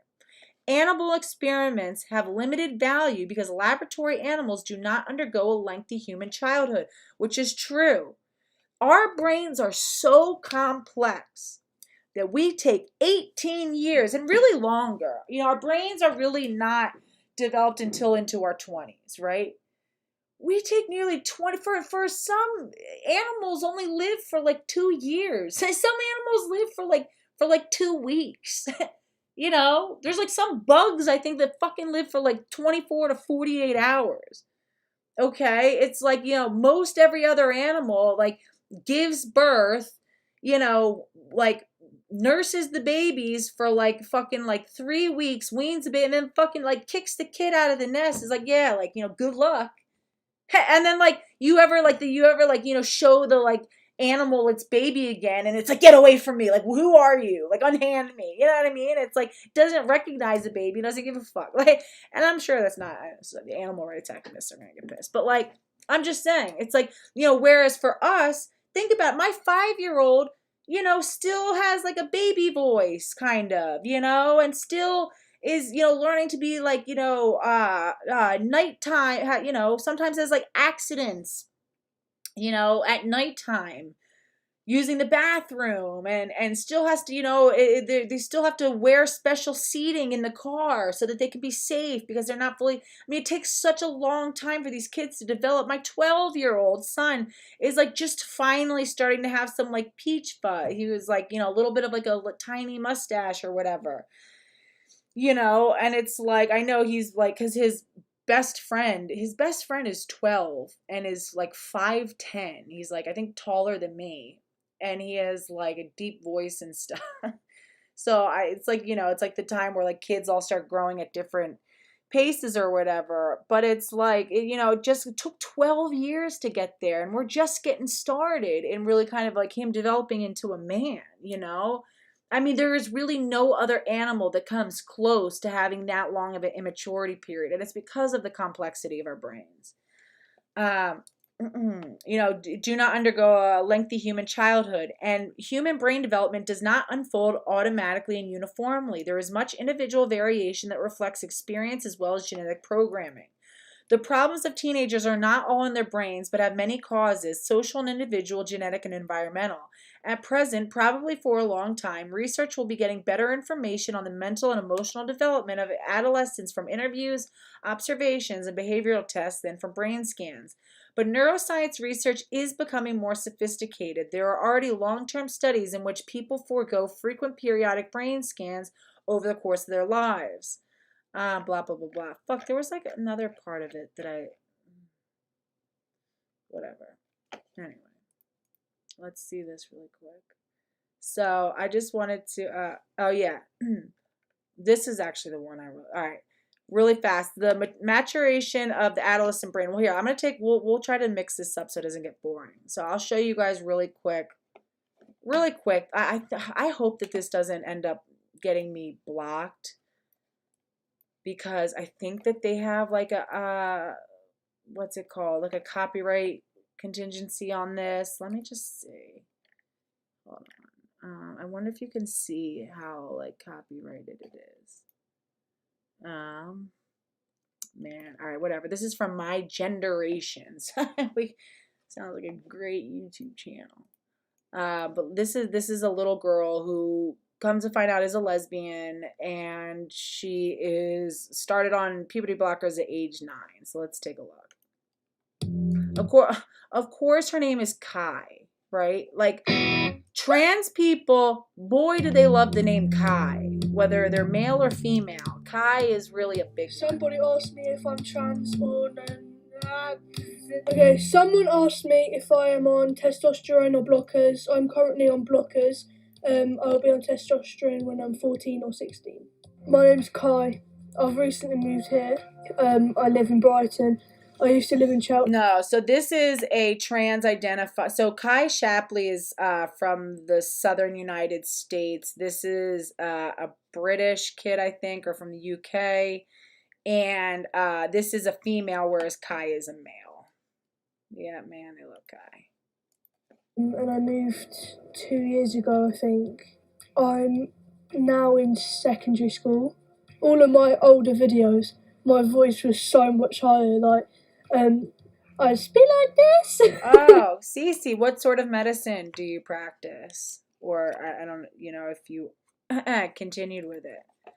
I'm like always so like impressed by like women who have like done all that kind of stuff, like gone to medical and school and stuff, and like I'm glad I had kids early, and I'm like so glad that I did, because I ended up becoming like infertile later in life, and it's like, man, I would have missed my chance. And I that to me, for me personally, and I know that for some women having children is not their top priority, but I always wanted to be a mom, and I know for a fact like there are goals I could miss out on and like kind of be okay. But, like, I feel like if I had missed out on being a mother, I don't know if I, like, I don't know.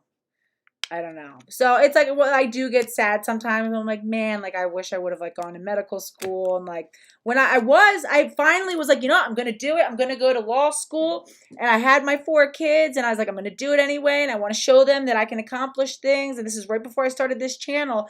Literally just as I had gotten a really like a decent score, I like scored in the 94th percentile of all test takers in the US, which is decent, and definitely decent enough to get into, any of the schools in my area that I wanted to, maybe with the exception of University of Pennsylvania, which is, but I wanted to go to like Villanova, or even like Widener.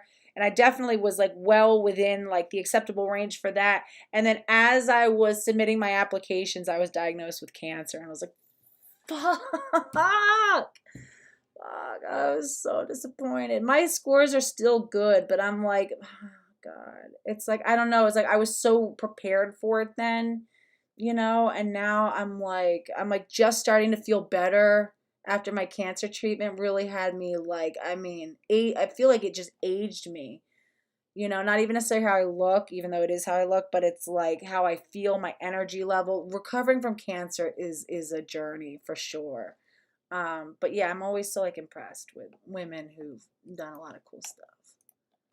And it was my accent before in Cheltenham. Now that I'm a bit older and I've been on the blockers, it's definitely... Yeah, wait, what is Oh, I'm sorry. Yeah, I'm sorry, Cece. You know what, though? But the fact that you even got into med school is amazing. Is really amazing. Yeah, my biggest fear is that I would become, like, a really bad mom if I just needed, like, it sucks. My ex-boyfriend, I feel like I'm deep enough into the stream where I won't get in trouble for saying this. My ex-boyfriend who, got in trouble with the law and stuff, and I've talked about him a lot, who still, I probably, if I were still with him and stuff, I probably would have gone, because he's like a machine. Like, he is like the most resilient and like hardworking person. And I feel like he would have been a really good support system for me. And actually, he was the reason why I was applying to school. Like, he was such a workhorse. It's so fucked up, but it's true. He used to clean my house. Like, I would go to sleep. I remember I would go to sleep and like he would have painted my whole like foyer when I woke up. He's like, yeah, I stayed up and I realized that like you needed a new paint job. Like, he would just go fix everything in my house, clean everything. And he was like real cool with my kids and like just super helpful. But he had this fucking criminal background from back when he was a kid. He grew up in the hood. His mom, he was like born addicted to crack and all this sort of stuff. It's so ghetto. I have, I've talked about him a lot, and I have a lot of compassion for him, and he's brilliant. I think he's like actually a really high IQ person. He just had a horrible, horrible upbringing, and like really like had no shot, like the fact that he's even alive, I think, is like a miracle. But anyway, I say that to say that it's like, if I had like a husband or a partner that I know was like fully willing and on board to like basically like be my slave, then maybe, you know, and it's like I love my boyfriend now, but like he has his own shit, you know, and he's like, you know, it's like my ex-boyfriend used to get like beat.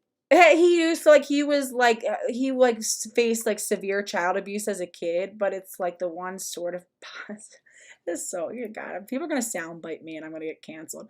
The one like sort of positive thing was he used to get beat if he like didn't clean, and his dad had been in the military and stuff, so he's like real strict. So he's like just like really, really, really like militantly like clean and like organized, and he's like super athletic and stuff and just like get shit done. And it's like not everybody's like he's just like superhuman with it. But of course it's like, you know, nobody's perfect. So it comes, you know, he's got like face tattoos and like like this like really unfortunate like childhood criminal history, juvenile history that like it's like permanent though, and it sucks, but whatever. So yeah, I feel like if it were, you know, absent a really, really strong partner who could like take on a lot of what I do, I'm worried that I would end up becoming like a really negligent mom, or things would fall through the cracks during like critical times in my children's lives when they like really needed me. You know what I mean? So it's like, and I feel like I would have such a hard time like balancing both of those things. You know, my parents are getting older. My parents live close by and like they're such a great help, but it's not like they like live with me and like can like, you know, full-time parent my kids for me, you know. And like they're my ex-husband lives in New Jersey, and it's like theoretically I'm sure he would like take the kids for a couple of years, which I would never want anyway. It's fucking annoying because I wish he would just fucking move back to the area. But he's also not as good at doing what I do, you know? And it's like I don't want to compromise on like quality of like their like parenting and life. So I don't know, you know, and it's like I guess my biggest focus now is just like staying as healthy as I can, so that by the time my kids are old enough where I can you start a new business or either get back into birth work, or, you know, if it does work out that I can go to law school, that I'll still be, you know, healthy and young enough. Not that, you know, radiation really helped. I know that aged me, but still, so that I, you know, I can like do that stuff. Oh, kitties. Yeah, and exactly, Susie. And it's like, you know, it is kind of comforting sometimes when like I hear like a bunch of, you know, like some of like the more traditional conservatives who are like, it is okay to like just be a mom and focus on that. And it's like, that's all I ever wanted. Like even as a kid, that's like really all I ever used to, I was never fully sure about a lot about what I wanted. There was like things I had an idea about what I wanted to do. I always had an interest in childbirth for some reason. I used to like, I have a lot of artwork that I did in high school, and I focus a lot on like pregnancy for some reason. And I did like a whole series on like, you know, Mary while she was pregnant and whatever.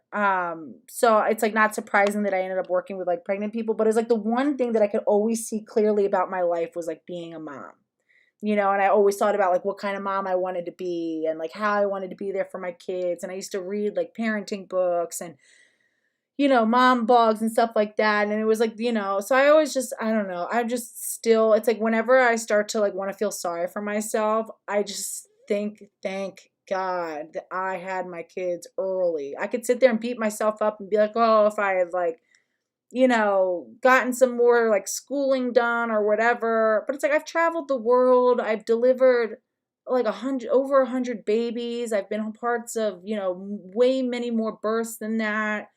You know, I've lived in Peru. I've lived in the Philippines. I've worked at birth centers. I've done a lot of, you know, boots on the ground activism now for this. I started a YouTube channel. I had a, you know, I had a business before that was successful. I was like ranked, you know, the #1 doula in my area for a long time. I served on the board of the Midwives Alliance of Pennsylvania as a Southeastern rep for a few years, you know, so it's like I've done a lot of cool stuff, you know, and I'm just really grateful that I do get to be a mom. And it's not for everybody. Like, me saying that is not like somehow saying that like other women should want that too. It's just what I wanted for myself, you know. More low than it was in the other films. I'm currently on blockers now, but I think maybe 14. Did I say pregnant people? No, I thought I said pregnant women. I don't know. Maybe I said pregnant people. Thank you, Jean. She said, you will make a dynamite lawyer. What specialty will you choose? I really wanted to focus on like feminist stuff. I really wanted to focus on like doing advocacy for birthing rights, trying to, you know, increase access for women to not be forced to birth in the hospital, and work on like, you know, kind of like political stuff, you know, helping like, I don't know, legislation and stuff like that and whatever. And then, you know, when we got into the whole trans thing, I was like, oh, I could kind of like do what Karadansky does a little bit, but maybe even more so, you know, using my skills and doing like political whatever. And then yeah, I also wanted to work with like women who had been, you know, arrested or charged for like defending themselves. So like women like Centoya Brown, you know, who like stood up to their abusers and were now facing like criminal stuff like that, you know, and yeah, stuff, you know, just stuff for women and babies and stuff. Thank you. Thank you, Polar Nights. Thanks, guys. Oh, Sophie, I appreciate that. I feel like for me, I've had enough times where like I actually like was confronted with like the reality of like my mortality, and I think that was like scary and moving enough to like be like, I just want to do is, you know, what I can while I'm here, you know. And it's like I just want, I don't know, I just want to leave an impact. It was the reason why I wanted to start a channel, because I was like, I was like, God, I was like confronted with the fact that I could die from cancer, and I was like, my kids don't know what I believe in, you know, like they're too young. I didn't have a chance to like impart my values onto them. And so I wanted to kind of like leave like a record of like what I believe and like cared about, you know, so that they would always have it and be able to like get that from me, you know, like if I wasn't here to like tell them like in person. 16, I might go on to testosterone, and then I want to have chest surgery, and then after that I'll see where if I want to have lower surgery or not.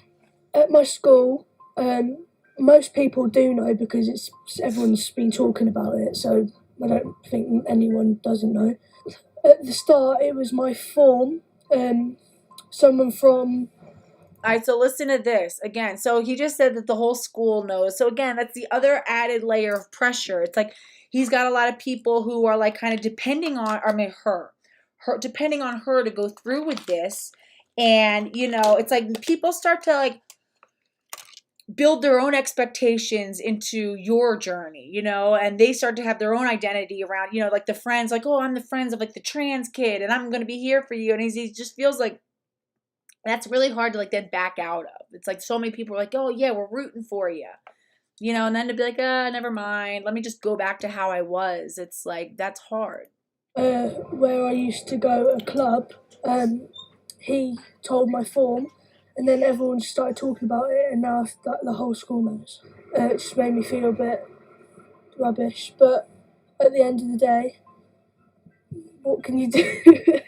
If someone asked me, would you rather be like trans or be born a boy, I'd say trans, because I like helping other people to come out and like, yeah. You hear that? If I had the chance to be trans or to be born a boy, I would pick trans. Why do you think that is? Because they're all of the benefits that come with being trans. That's the driving motivation. Okay, it's because then I can help people. It's like all of a sudden these kids become like experts in something. You got adults coming to them and be like, hey, we want to know more about, you know, what should we do with this, or what do you think about this? And suddenly they're the expert in something, and everyone's coming for their opinion, and you know, there was like, oh, we want our trans patients to teach us about, you know, what it is that they need, and we, you know, and I always read these like bulletins where they're like, like for the American College of Obstetrician Gynecologists when I was like planning that whole protest. And it was like the bulletin for like care providers, and they were like, listen to your patients and let them show you what they need and let them, and so all of a sudden it's like, again, the allure comes from being trans. It's not really about wanting to be a boy. This girl doesn't want to be a boy. This girl wants to be trans. That's what makes her special. That's what gets all the attention. That's what gives her the identity. If she was just a boy, she would just be another boy and need to, develop some other interesting part of herself. But that wouldn't get the attention. It's the trans.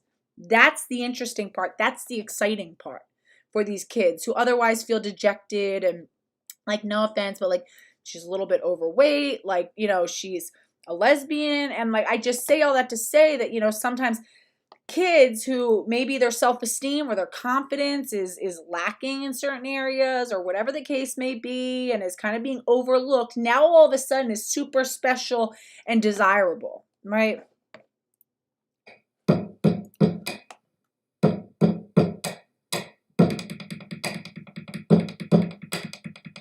I like singing.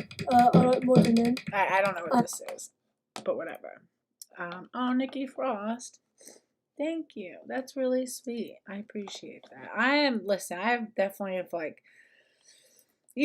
had to make my amends with certain things in life, and I am far from perfect. I just, again, I think cancer taught me a lot. Taught me a lot about what matters. And, I wish I didn't go through cancer. I really wish I never got radiation, but I am grateful for the perspective that it's given me. And that's the most valuable thing. All right. Hold on. All right. So now we got to listen to this. So this one person is part of the World Health Organization. This is what's going to be important. Ashley Florence Ashley. Okay. All right, so this is this guy. First of all, can we for a second look at the thumbnail on this? Is this supposed to be like a scientific discussion? Like, so this is a trans-identifying male. Look at this thumbnail right here. This is the photo, the professional photo you decided to use, like in a professional capacity. Like, does that seem like a reasonable thing? That, like, he's got the little, like, where they like draw on the. Like, it's probably like, oh my God, come on. A little choker. They always dress the same too. The little like eye dots and stuff like that. Like who submits a photo? Like normally you submit like a headshot where you're like, but he's like,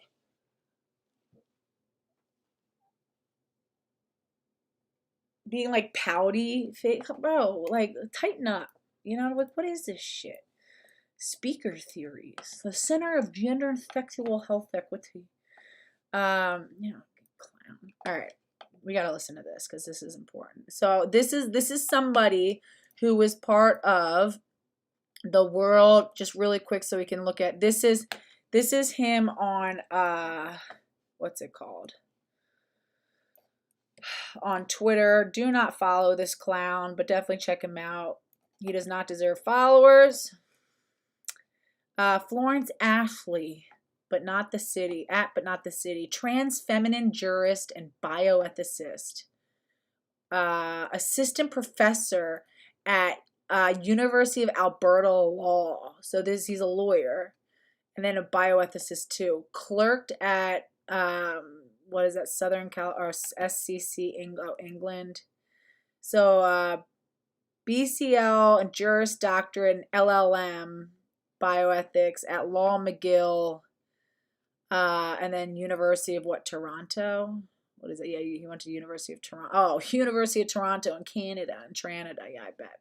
All right, so yeah, this is this guy. So again, it's like super unprofessional, but this is the guy who's now going to be part of the World Health Organization, making recommendations for transgender medicine. Like, oh boy, I can't wait. Oh wait, what the hell? Gender fucking?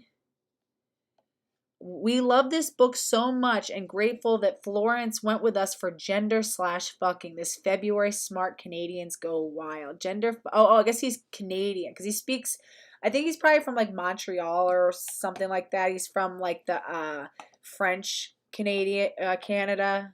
He speaks French. Gender fucking is my heart spilled onto a page, an exploration of gender desire and the profound journey through the messiness of humanity. Join me. Of course, that's what it's called. Of course, that's what it's called. Oh, come on.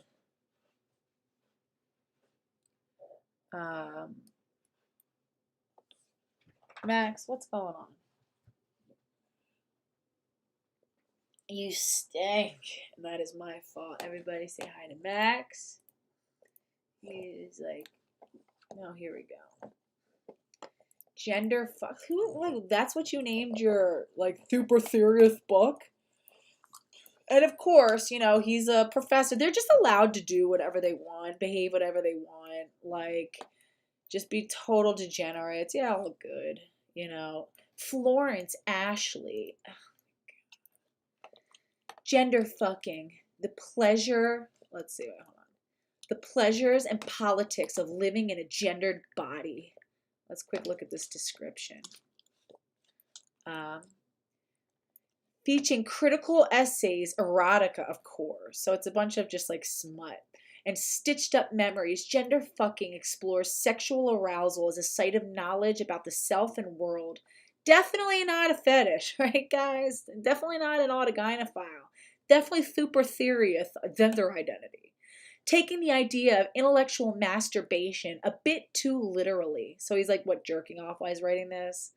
It's like, the last thing that we need to hear about is like more men and their sexual proclivities cloaked behind some fake veil of, you know, intellectualism. This is everything that like men like Phil Illey and like Benjamin Boyce and like Jen Specht, anybody associated with Jen Specht, all these like fake, you know, like Cantor and you know, Bailey, all these like fake sexologists and stuff, and like Stella O'Malley. And it's like more like we need to hear more about men in positions of power who allot resources so that we can study about what, you know, makes men's dick hard.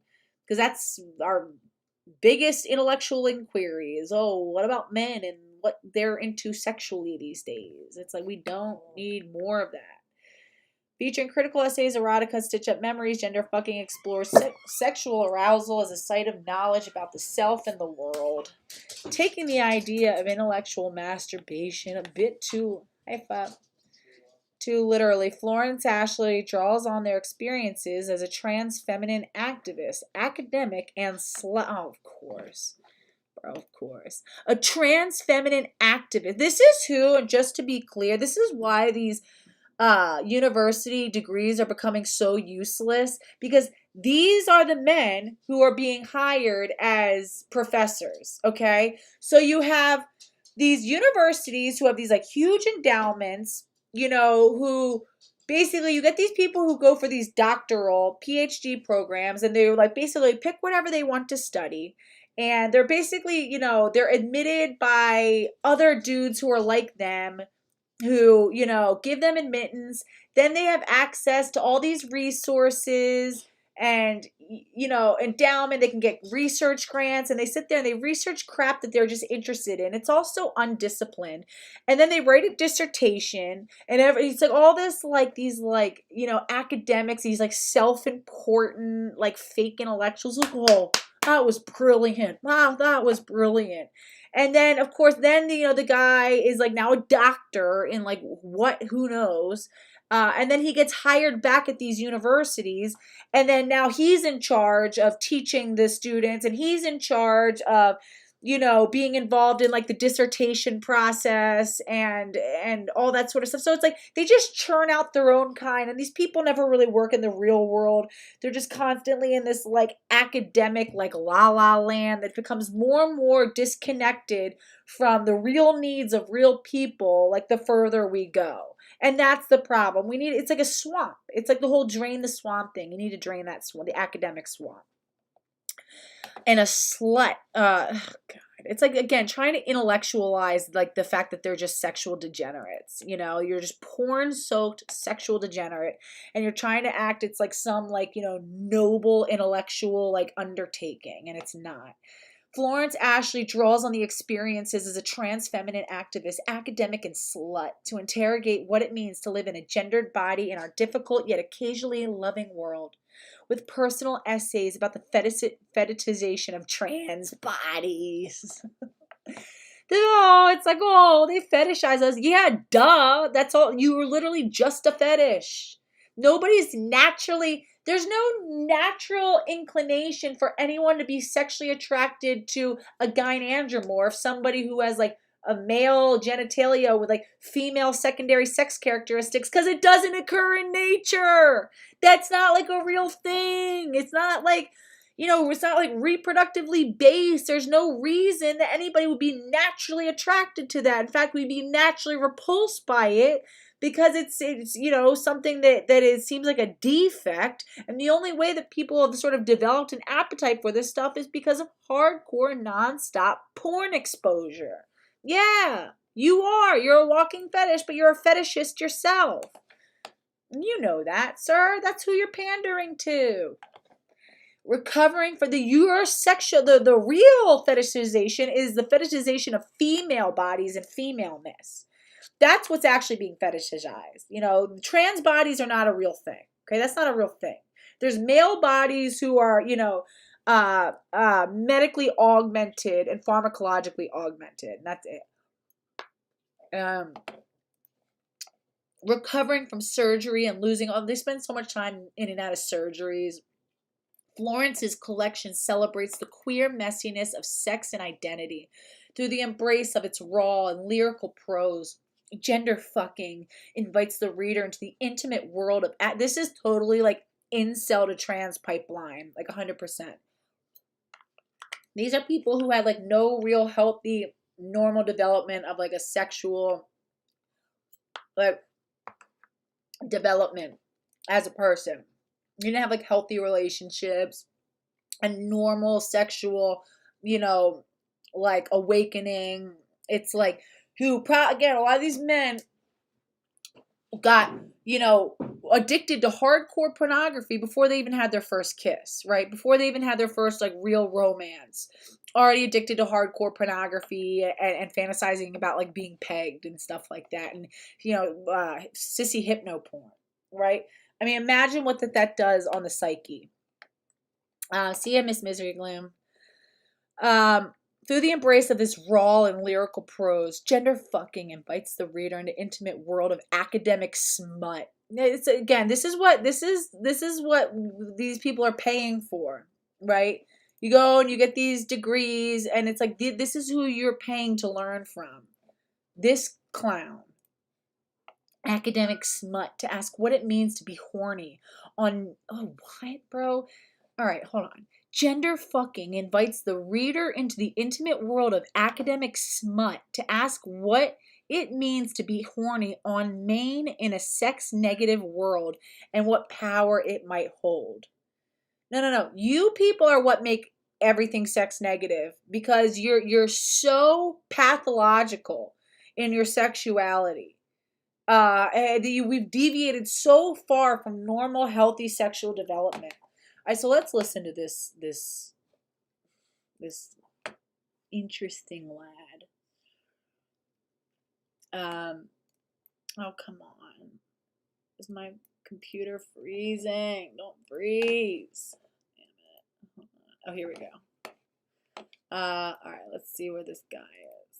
All right, here we go. So I did some timestamps.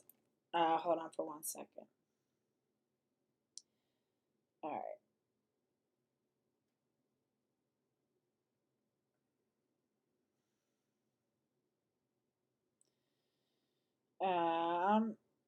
All right, let's see. Video. Okay, yeah. All right, so here we go. Some of this is so again, this is one of the men who is going to be involved in now creating the World Health Organization's new protocols for transgender health, okay? This right here. And this is just a little sampling. And actually, there's a whole list of people who are involved in this like new group, and I'm going to take some time and go through it, and maybe I'll post it, and if anybody else wants to help like researching some of these people, that can be like a group effort, because man, of course the comments are turned off. Look how like masculine he looks. Ew.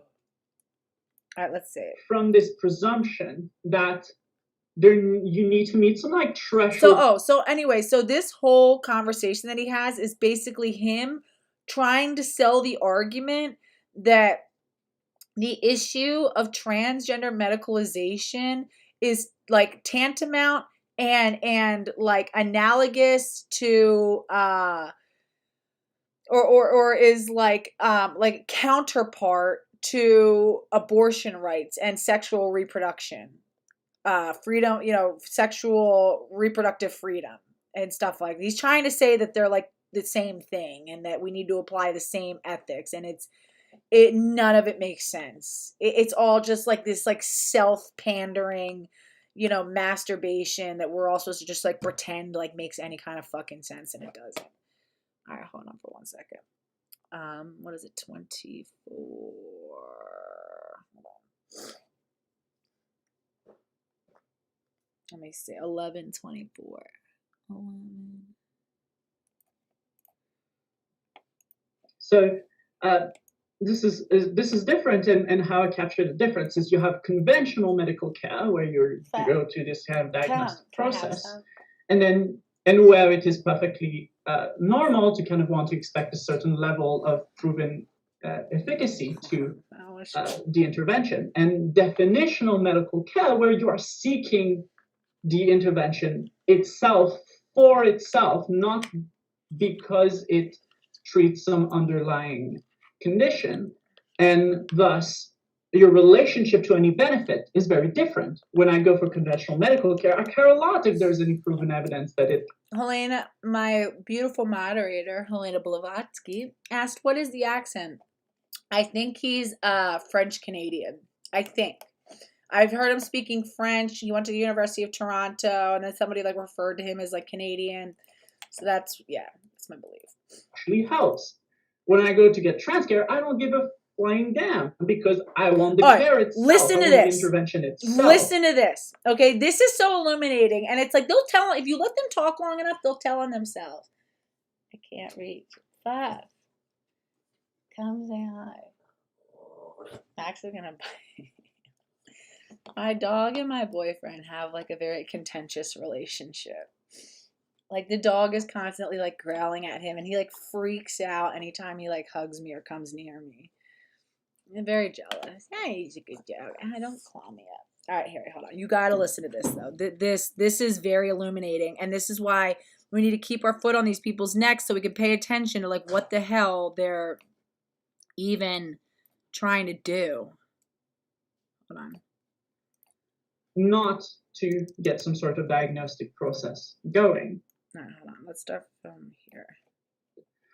Which is very different from kind of for like trans care and an abortion, where whatever would be, and in fact there's no underlying condition, but let's say there were an underlying condition, at the end of the day you're still going there to get the intervention itself, not to get some sort of diagnostic process going. So So he was basically talking about how being trans is not a mental illness, and because of this, when trans people are seeking out trans medical care, they're strictly for the intervention, right? They want whatever the thing is. They're not actually they're not there for any real like medical purpose to get better or to fix anything. They're saying, people who are trans don't want to fix being trans, right? They're not trying to alleviate themselves from anything. They're trying to, they just want the thing. And it's like, but we're supposed to pay for that? Kind of like, I don't know, women who just like want a nose job, women who just want a BBL because it makes them feel more feminine or pretty or whatever. Sounds like kind of the same. Can you guys hear it well? Because this is as loud as I can get it. Oh, wait, hold on. I keep hitting play on the thing. Hold on, sorry. Different, and how I capture the difference is you have conventional medical care where you go to this kind of diagnostic process, and where it is perfectly normal to kind of want to expect a certain level of proven efficacy to the intervention. And definitional medical care, where you are seeking. So he's literally talking about puberty blockers, and he's basically making the point that there is actually no real need for us to prove that anything works, because they just want what they want, right? And it's not necessary to prove whether or not it works or not. It's so brazen that he's sitting here like breaking it down like this. And that people aren't, I mean, this alone should be enough to like disqualify, like really disqualifies any of the arguments as to why trans medicalization should be covered or legitimate. The intervention itself, for itself, not because it treats some underlying condition. When he talks, just notice how masculine his face is, like how much of a man he looks. Try to mentally delete like the shirt that he's wearing, the feminine shirt, and even like the hair, and just look at his face and just how like manly he is. And definitional medical care, where you are seeking the intervention itself for itself, not because it treats some underlying condition, and thus your relationship to any benefit is very different. When I go for conventional medical care, I care a lot if there's any proven evidence that it actually helps. When I go to get trans care, I don't give a flying damn, because I want the care itself. I want the intervention itself. When I go for traditional medical care, I care a lot about whether or not it helps or is proven to be like to work. When I go for trans care, I don't give a flying damn if it's proven to help.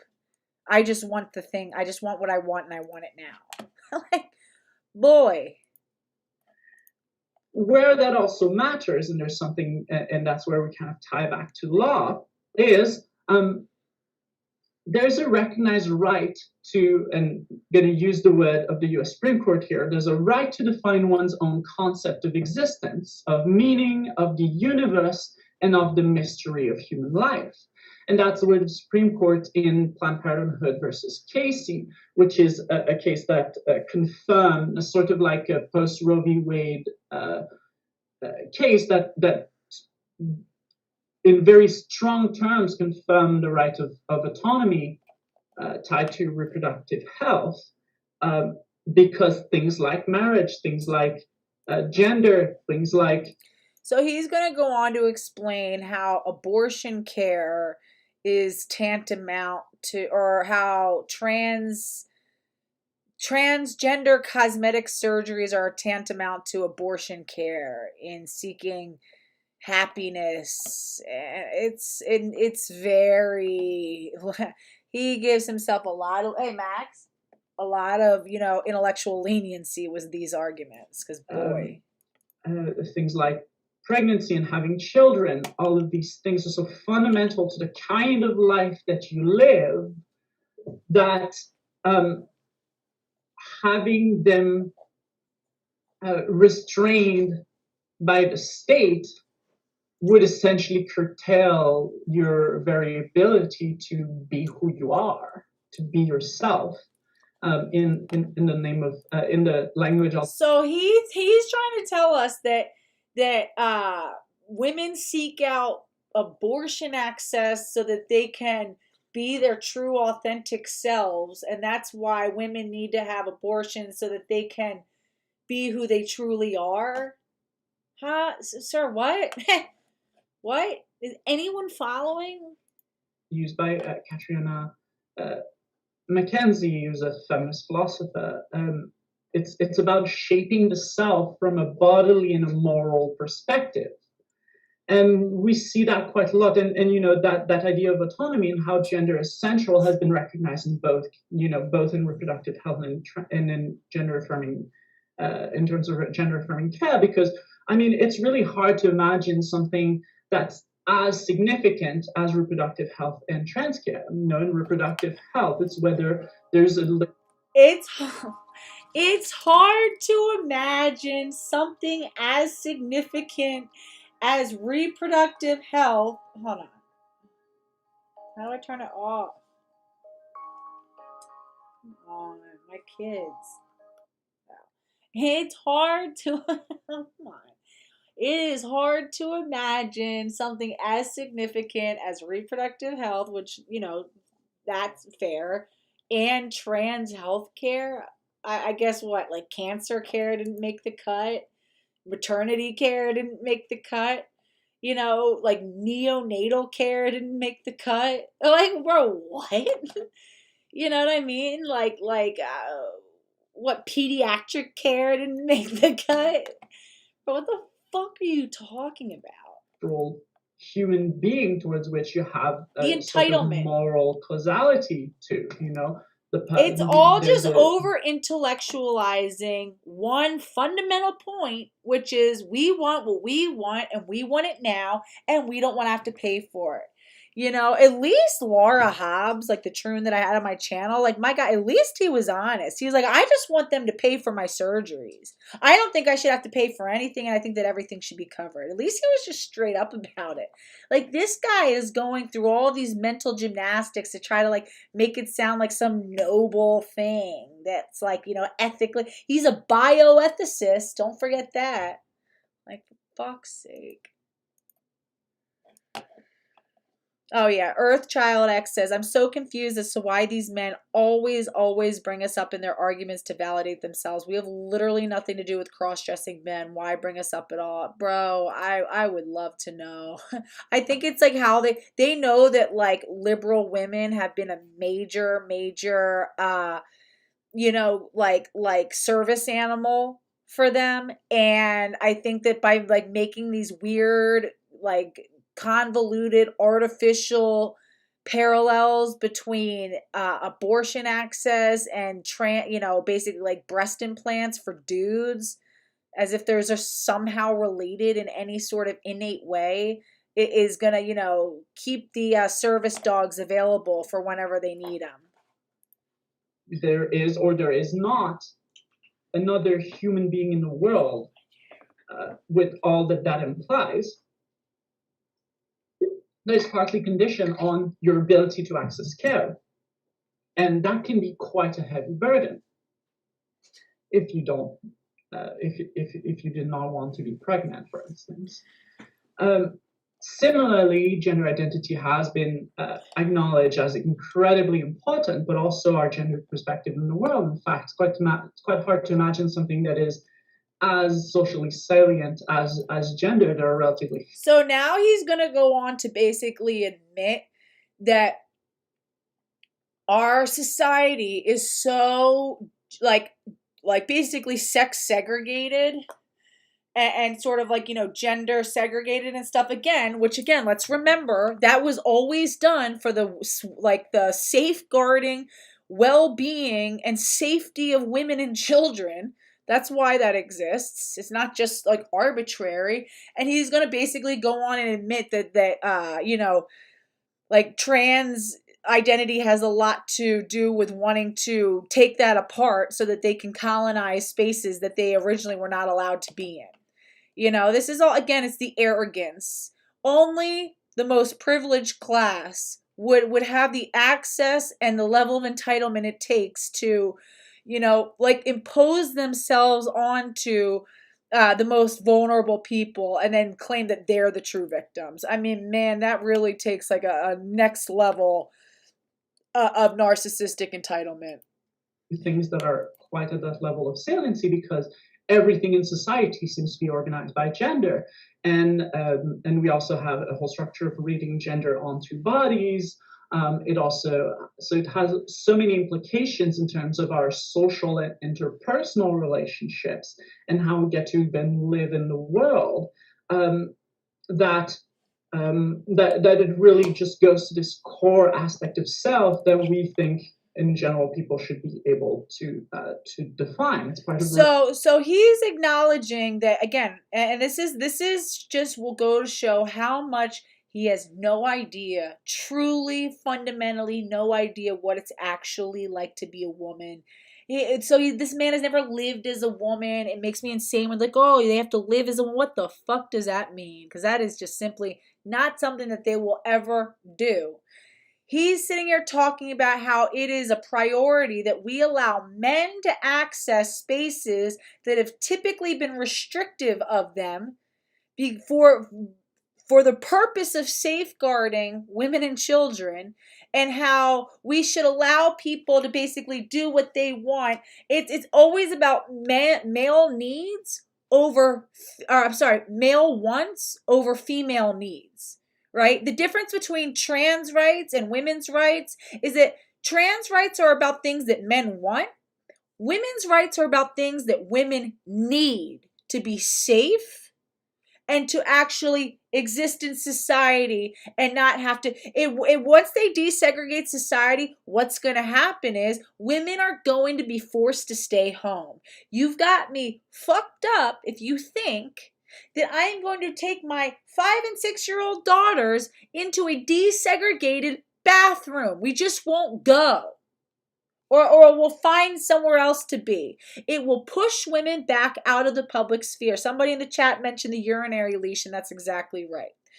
You know, there was a time where there was not female accommodations for bathrooms in public life. So it really forced women out of public life because there's only so long you can be out and about before you're going to have to use the bathroom. And it's illegal to just use the bathroom outside. So women were really forced to stay home because of this. We're heading back to there. This really core autonomy of getting to be yourself. So this is another point where there's quite a big analogy between reproductive health and trans care. Another one is, of course, the social equality implications of both forms of care, right? Like if you don't have access to abortion or to birth control, that has massive impacts on gender equality, but also racial equality, class equality, and impacts in terms such as those. We know that there's a lot of discrimination towards people who are pregnant and towards people who have children, especially at a young age. It can have a huge impact on people's ability to gain an education. And it's also a huge kind of... If you cared about pregnant women and mothers of young children, then you would be hypersensitive to the fact that they need specialized, private, safe spaces in public and in the world. You cannot sit there and pretend to acknowledge, these needs. And I'm sorry, but my God, the mental gymnastics, he must be pulling every ligament in his body with how far he has to reach to make some sort of correlation between like sexually deviant men being allowed to access free cut breast implants and women's reproductive access. Because they're not seeming like they have literally anything in common as far as I'm concerned. But again, this is all him just trying to confuse and pander to liberal women who have, since the beginning been their very favorite lapdog. Their very favorite, very most special emotional support animal that they lead around by a leash. Right? And that they use to get access to places. That's all, they got to make sure you got to keep the service animal happy. So it keeps performing its job. Commitment, emotional commitment, and psychological commitment to have children. So there are huge social equality implications in this respect. But similarly, access to gender-affirming care also has its implications because, well, if you are experiencing a lot of negative mental states because you don't have access to gender-affirming care, that might negatively impact your ability to continue in school, your ability to, or your comfort being outside. And then also there's the relationship to others' perception. Again, it's the level of just deep and presumption of severe cluster B narcissistic traits, right?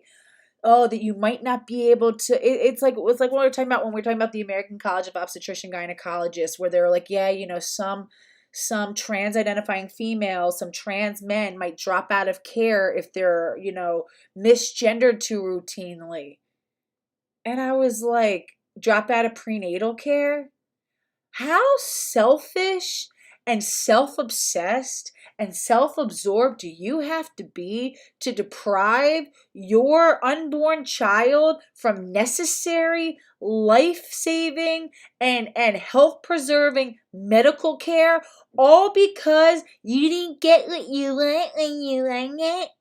Because you called me a ma'am. I'm not going anymore. I always tell the story. When I worked in the Philippines, okay, we would have these open clinic days where we would, like, one after another palpate bellies and check people's blood pressure and do all of their vitals and stuff. When I tell you that women were walking for fucking like 16 hours to get there because we were one of the few free clinics. We were giving out basically. Women would get full, as long as women completed their prenatal education and got all of their prenatal checks and stuff, they would be allowed to have everything for free. Versus in the Philippines, where if you try to go to a hospital, even though they're technically not legally supposed to do this, they do it in practice all the time, where they'll admit you, but if you can't pay your bill by the time it's time to check out, they'll make you leave. But you're leaving your baby there. And they keep your baby, and you're allowed to stop by, I think, either 2 or 3 times a day to feed and change your baby. And the baby does not get discharged with you until you pay your bill. Guess how many babies die waiting for their family who are living in abject poverty pay the bill? The other option is to, in a place where these women are so malnourished, to have, their baby at home with no oversight. Or we had a clinic where we would have, high quality midwifery care in a really loving and like just amazing environment. And oh my God, they would do like these big prenatal class days. And it was like, we would do a graduation with the women who finished their classes and like reward them with this like really sweet, like, like lunch or brunch or whatever it was, and we had a big playground where women could bring their families and bring their children, and they always had people like who could watch the kids and stuff, so women could do what they had to do. When I tell you, these women would take these little motor carts, they would walk practically barefoot and flip-flops, 8 months pregnant, with a toddler on their hip and another child holding their hand, having to cross, streets and climb up the big hill. We were up on the top of a hill, had to climb straight up this big vertical. And they were getting there. They were doing whatever the fuck they had to do to show up. And we were graduating so many women because so many women understood how important it was to get proper medical care for their baby. Because they wanted the opportunity to be able to birth at our birth center and get the high quality of care that we treated them so much better than in the hospitals. And of course, we only accepted low risk, women, unfortunately, who had like higher levels of complications would have to go to the hospital. But it was like women who could birth with us were doing whatever they had to do. And we're all talking about, if they get misgendered, they might drop out of prenatal care. How fucking selfish and narcissistic and cluster B do you have to be? I'm going to punish my baby because they didn't obey me. They didn't obey my preferred pronouns. What the fuck is wrong with you? And this guy's like, the people might have problems with their gender identity and they can't focus. Do you know how many people would fucking die to have an opportunity at a fucking university education? Boy, it must be nice to be so comfortable and have so much security that you can afford to just be that selfish and self-absorbed to just kind of fuck off and fall apart in school because I can re-enroll later. Who cares if I fail out of all my classes and waste all this money? Meanwhile, it's like we have fucking like families. I always talk about this, families who are coming over from India who were we used to own a moving company. And I used to move, we did a lot of like, high volume, like low cost moves. So people we move in the area was a lot of like Indian immigrants who were living in these like tiny little apartments. And the reason why they were living in tiny little apartments is because we have a very, very good public school district that I'm in. And they did whatever to get their kids access to these schools because they understand how important education is.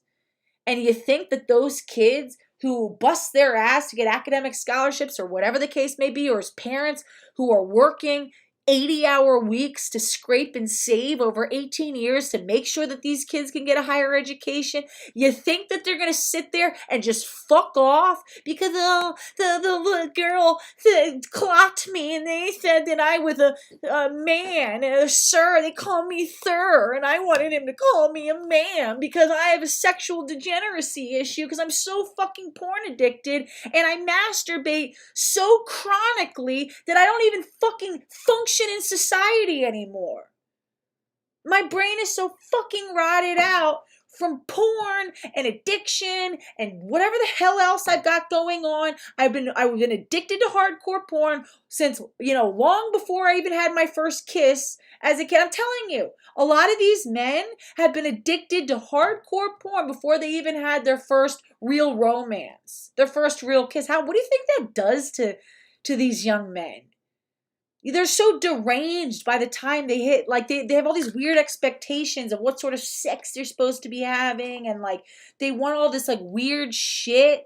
And they're so unhappy and aggressive and sexually frustrated and just weird that they don't even know how to relate to people anymore. He called me a sir, I'm a ma'am. No, you look like a fucking, sir, stop it. Look at you. Look at you. How embarrassing. I'm sure your dad is probably like horrified. Come on.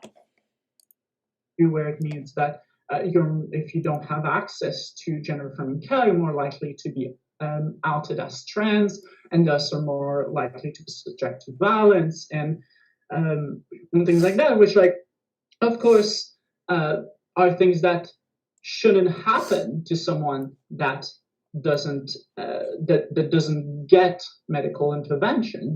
People's respect for gender should be a given regardless of medical transition, but it remains the case that this is something that trans people have to navigate, and trans care is an important tool in This guy is being tapped for his expertise and his critical thinking skills.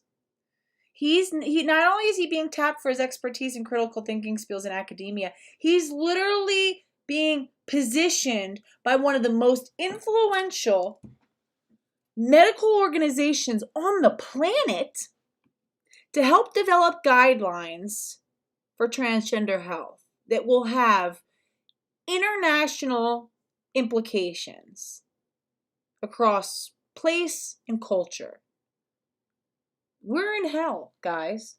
We're in hell. This is it. This guy right here, who I'm sure masturbates probably upwards of 10 hours a day when he doesn't have anything else going on. Is probably watching like hentai and whatever the hell else and a bunch of hypno-sissy porn. Non-stop. It's probably having these like weird orgies with other AGPs. And it's like they're so inept, so unable to attract actual women that they've got to like, some of them got to like take one for the team and like turn into a woman so that they can like pass that dude around and pretend like they have a girlfriend.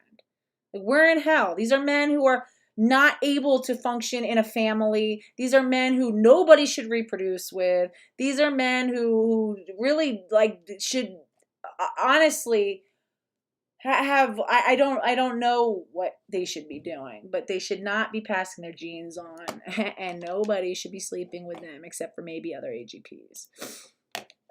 Let's see. Is it really true to say that gender dysphoria is a mental illness? I mean, I think we can all agree on the fact that being trans is not a mental illness. Yeah, so now after because- telling us how critical it is that they get their access to surgeries, he's now going to sit here and tell us how it's not actually mental illness. Well, if it's not a mental illness, why in the hell would medical insurance cover it? You literally just said that it's not about, they don't get the surgeries because of what it can do to help them or fix them or, actually do anything, but it's just something that they just want to have. Why are we paying for that? I want to have a BBL, right? What's up? What's up? How do I sign up? I'm an AFAB trans woman.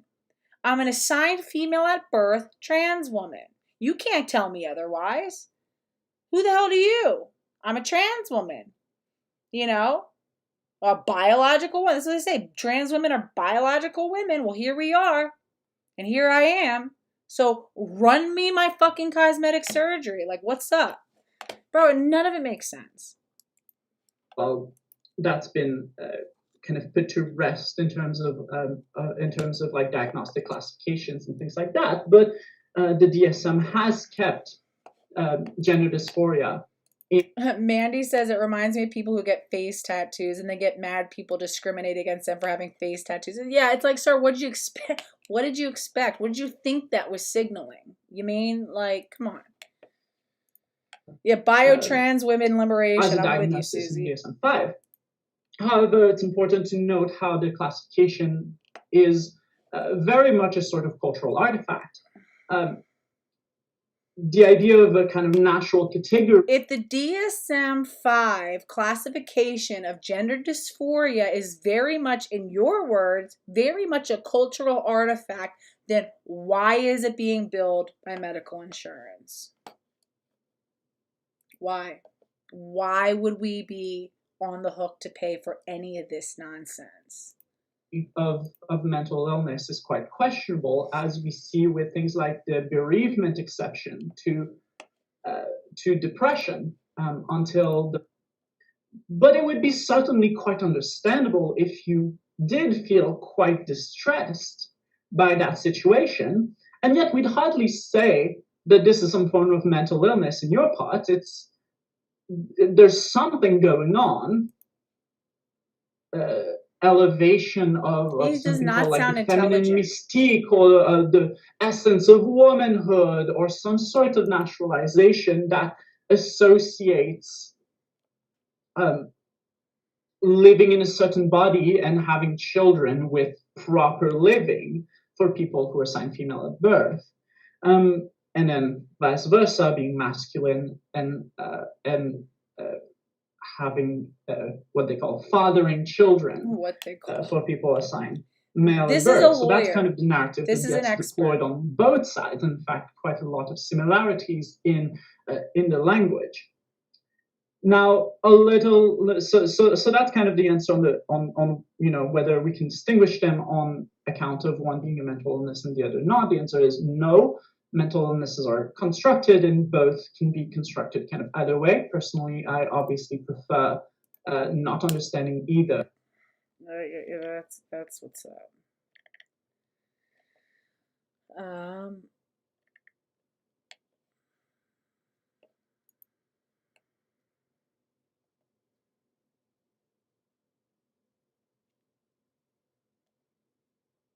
It's just so aggravating. Particular for advocating for changes in the diagnosis of gender identity disorder. She is a founder of GID Reform Advocates and author of the 2008 book, Gender Madness in American Psychiatry, Essays from the Struggle for Dignity. Her influential writing has been published and presented widely across the field. Thank you. That's very kind and also far too complimentary. Oh boy, look at what this, definitely not a fetish. What is he wearing? This is supposed to be like some like professional thing. He's wearing fetish cat ears. What is that? Dinosaur earrings? A choker? And what? Like a little like sundress? Cross-dressing, of course. Bro, what? This is our academic. But I do hope that the book will, have a little bit of an impact. So I think I'll begin by by talking about the book. But he first, actually I want has to Florence Ashley, they, them, that bitch. Like that's what he put. Like, these are our professionals. These are our men. Like, well done, America. Or, well, I guess it's Canada. Never mind. This is on you. Like, we don't claim him. This is on you, Canada. I'm talking to you from a place known as Toronto, which is a territory of the Anishinaabe, Haudenosaunee, and all right. This stream's getting a little long. Let me just really quick. So again, this man says that we can forego, or that children should have access to what's it called? Puberty blockers. So really quick, and that should just be their standard starting point. So maturation of the adolescent brain. Miriam Aaron, Maliha Hake, Lena Johal, Pooja Mathur, Winan Nell, Avsfa Rice, Ranbir Sandhu, and Sushil Sharma.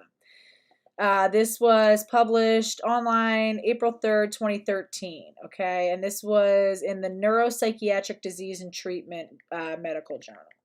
Abstract. Adolescence is the developmental epoch during which children become adults. Hold on. This is just important, and then we're just going to finish with this, okay? Because this is important.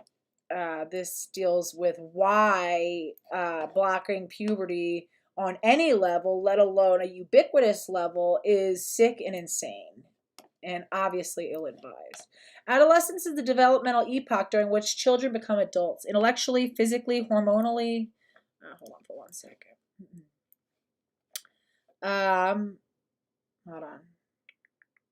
Intellectually, all right. Adolescence is the developmental epoch during which children become adults, intellectually, physically, hormonally, and socially. Adolescence is a tumultuous time full of changes and transformations. The pubertal transition to adulthood involves both gonadal and behavioral maturation.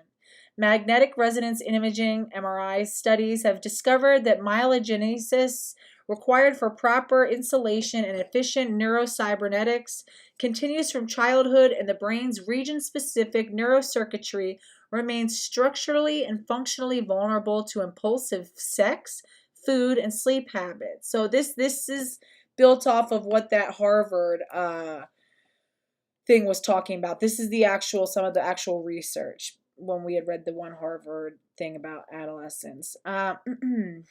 The maturation of the adolescent brain is also influenced by heredity, environment, and sex hormones. This is important. And sex hormones has an impact on the maturation of the adolescent brain, which is why restricting the brain's access and the body's production of sex hormones has a necessary and significant impact on the neurological development of adolescent children. So these sex hormones, which include estrogen, progesterone, and testosterone, which play a crucial role in myeliniation. Furthermore, glutamatergic neurotransmission predominates, whereas gamma aminobutyric and acid neurotransmission remains under construction, and this might be responsible for immature and impulsive behavior and neurobehavioral excitement during adolescent life. The adolescent population is highly vulnerable to driving under the influence of alcohol and social maladjustments due to immature limbic system and prefrontal cortex. Synaptic plasticity and the release of neurotransmitters may also be influenced by environmental neurotoxins and drugs of abuse, including cigarettes, caffeine, and alcohol during adolescence.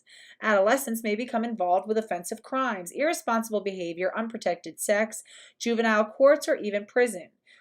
According to a report by the Centers of Disease Control and Prevention, the major cause of death among teenage population is due to injury and violence related to sex and substance abuse.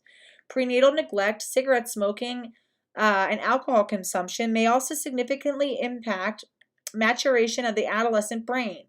Pharmacological interventions to regulate adolescent behavior have been attempted with limited success. Since several factors, including age, sex, disease, nutritional status, and substance abuse, have a significant impact on the maturation of the adolescent brain, we have highlighted the influence of these clinically significant and socially important aspects to this report.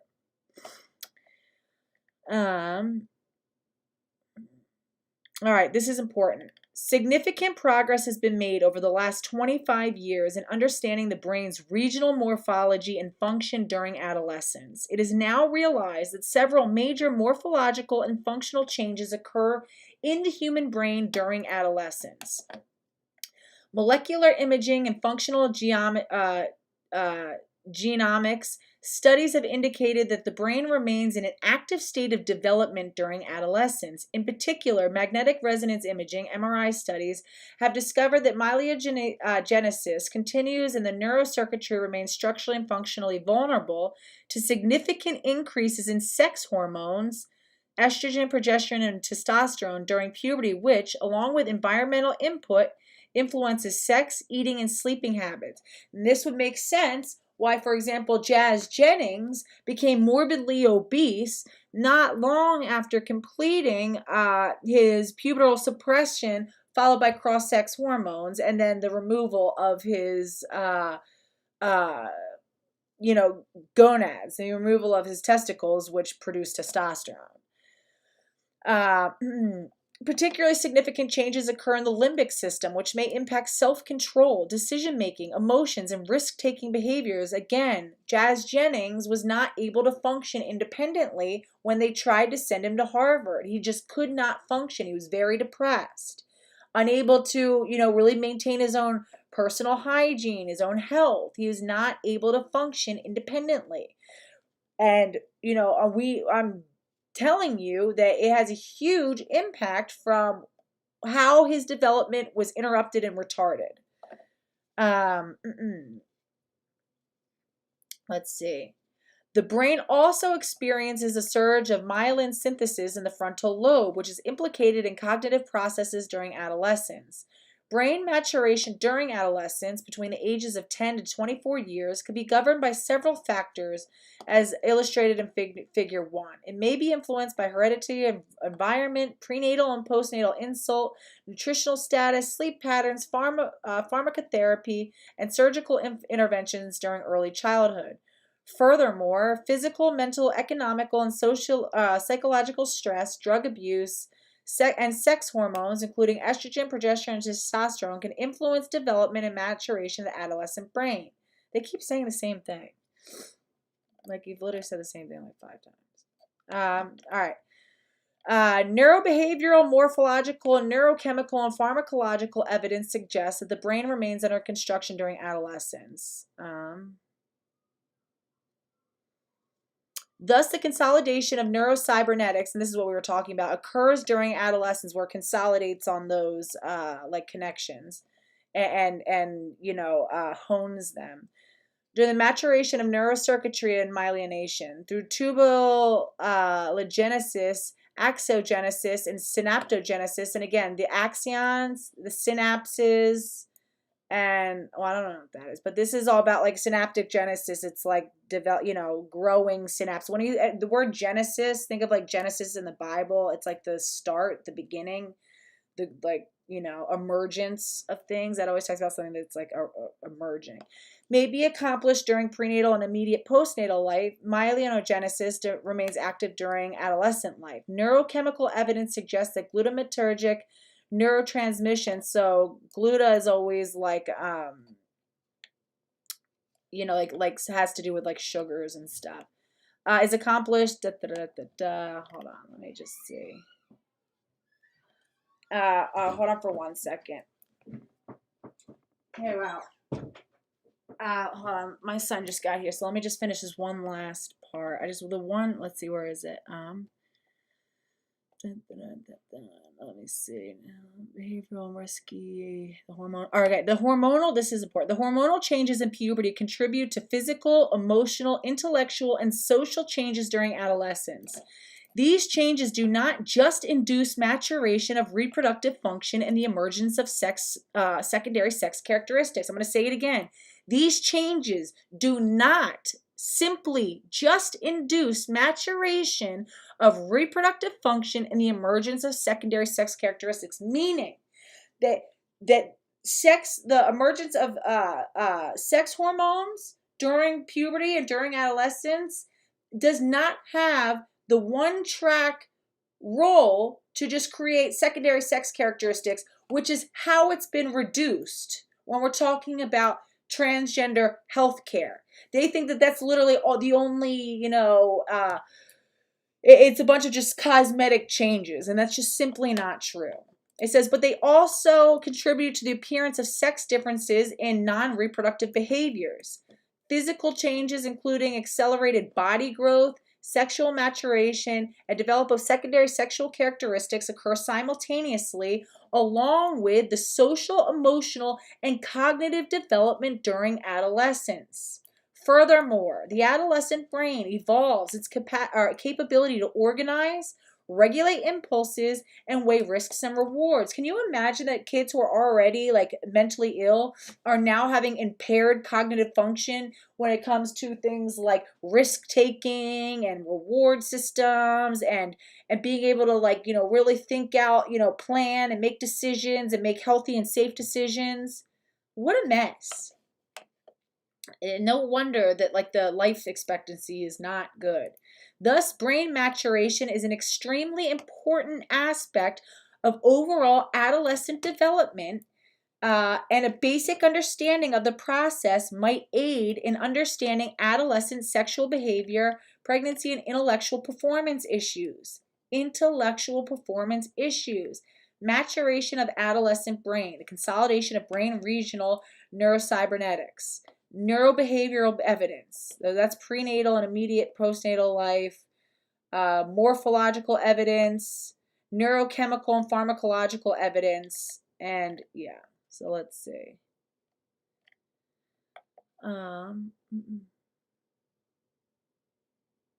So they're talking about, so this is important too. There are several other crucial developmental aspects of adolescence that are associated with changes in physical, cognitive, psychosocial characteristics, as well as with attitudes towards intimacy and independence. And these may often influence brain maturation. These will also be discussed in the present report. Furthermore, we emphasize the deleterious effects of drug abuse and clinical significance of nutrition from fish oils and fatty acids in adolescent brain maturation. So they're saying that taking drugs, and the reason why taking drugs is so dangerous is because it short circuits and interferes with what the brain is doing to develop itself.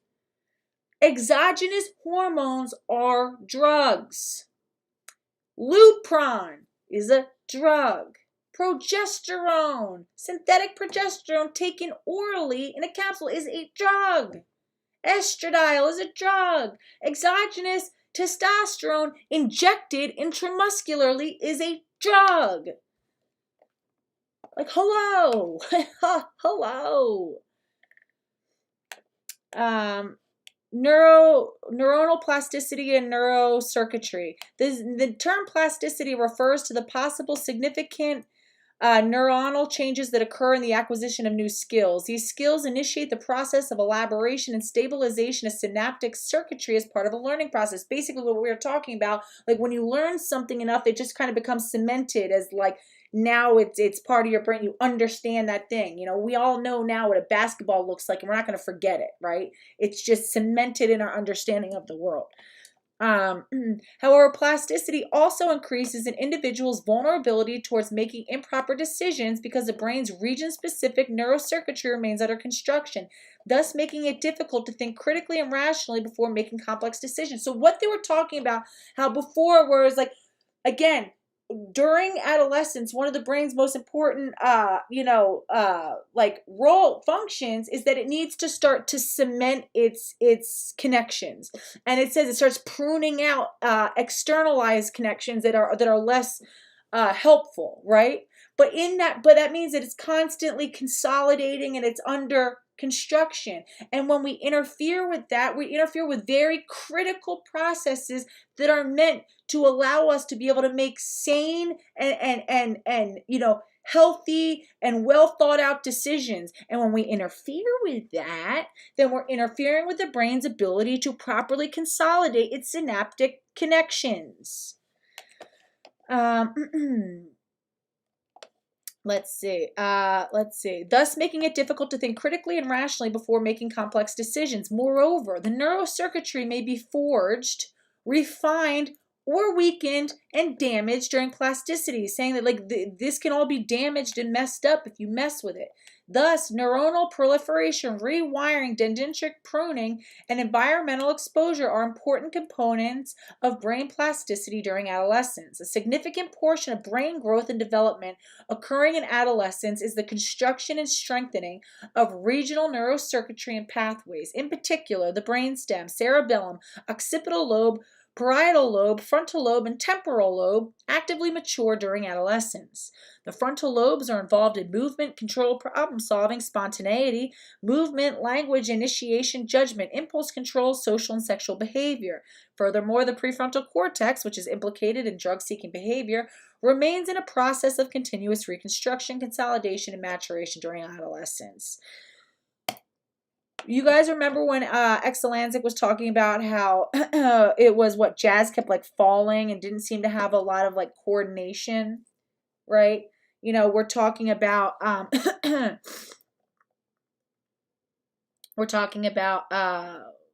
is it? Talking about how the frontal lobe, which is still developing during adolescence and which is impacted by sex hormones, has a lot to do with this sort of like, you know, global gross motor skills and things like that, right? And we saw that he was impacted. We can see all the ways that Jazz was clearly impacted. A lot of this is predictable. The adolescent brain, let's see, let me just, teenage in a second. Okay, wow, this is important too.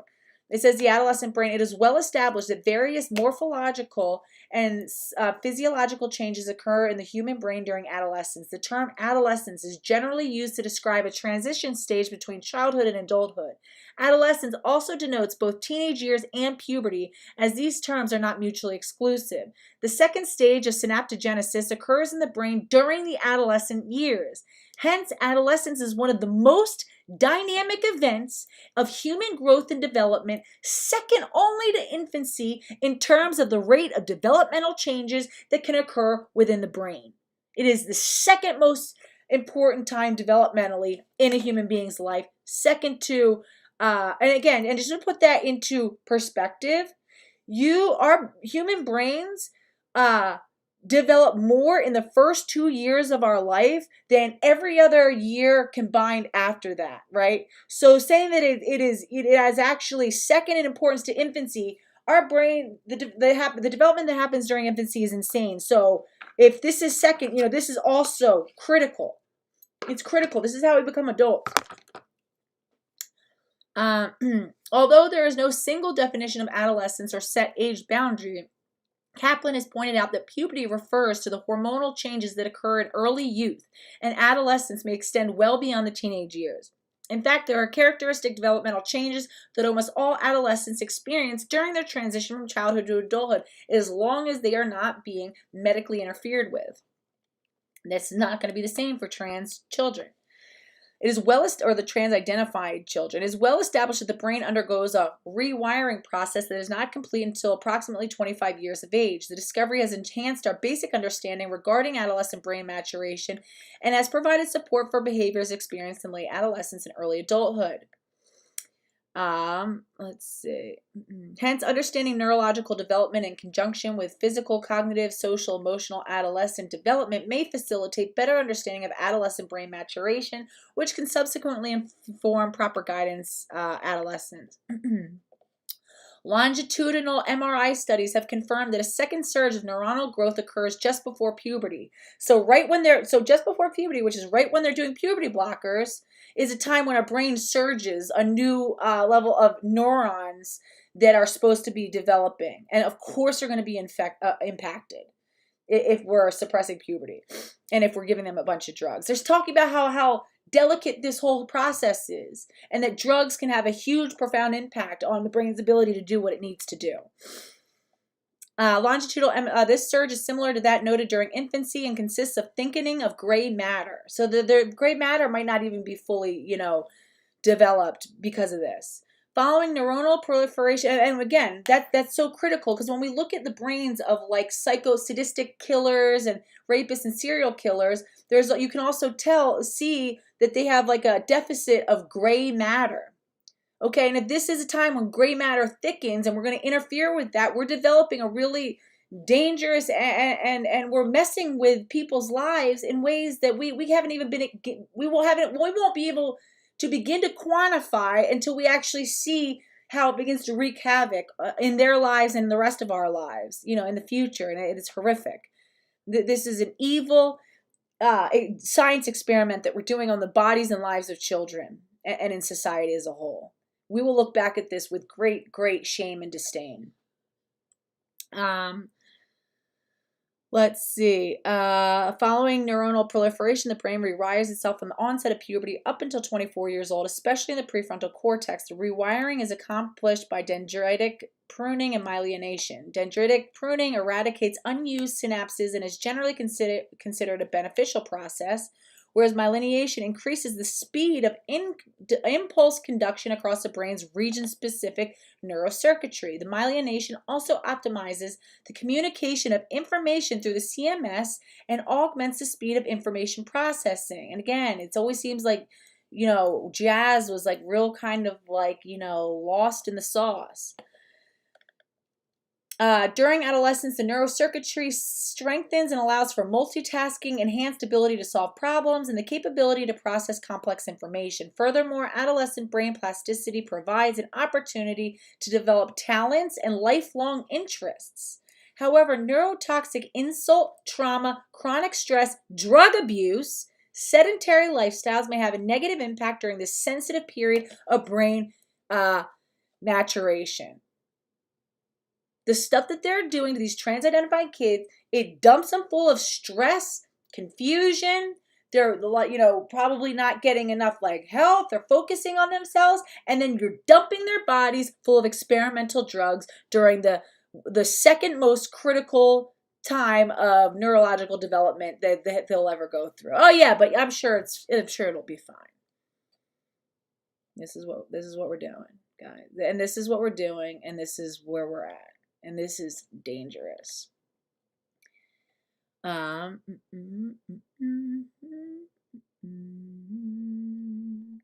right, let's see.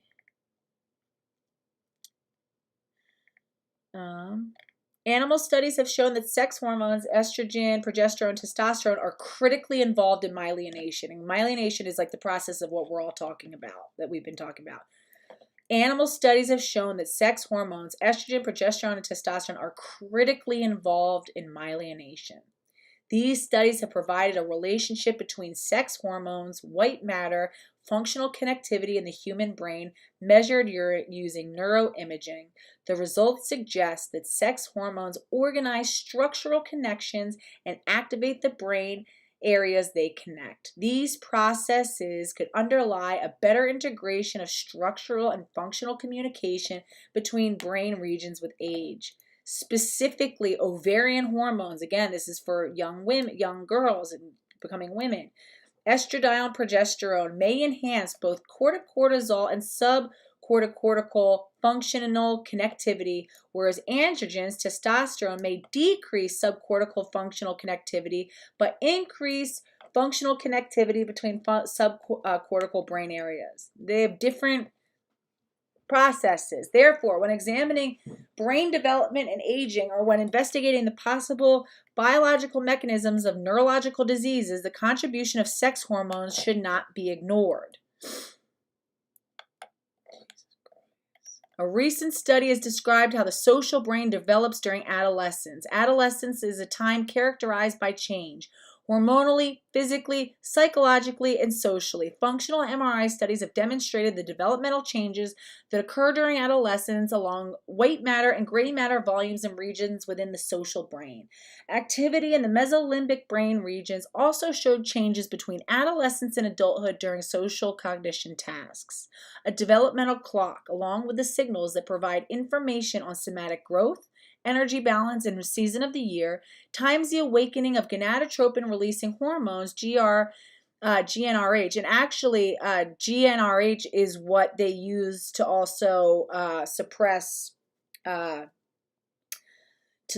puberty. Neurons at the onset of puberty. High frequency GnRH release results in the disinhibition and activation of GnRH neurons at the onset of puberty, leading to gametogenesis, so like developing gametes, like, spermatozoa and ova, and an increase in the sex hormone secretion. Sex hormones and adrenocorticotropic hormones both remodel and activate neurocircuits during adolescent brain development, leading to the development of sexual salience of sensory stimuli, sexual motivation, and expression of copulatory behavior. So it actually will have an impact on their sexual behavior,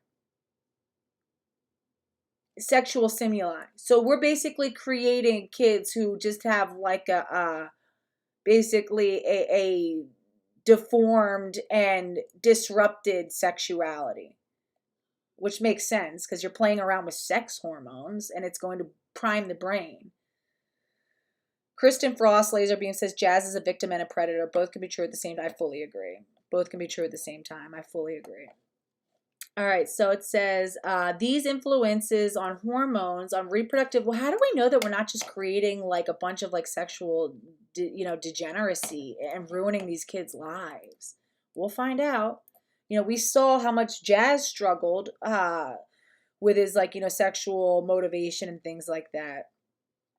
These influences of hormones on reproductive behavior depend on changes in the adolescent brain that occur independently of gonadal maturation. Reproductive maturity is therefore the product of developmentally timed, brain-driven, and recurrent interactions between steroid hormones and the adolescent nervous system. All right, guys, I gotta go. We're gonna continue with this because this is crazy. This is so important. This is so important. Talk about, oh my God, self-regulation, risk perception, risk-taking behavior. It's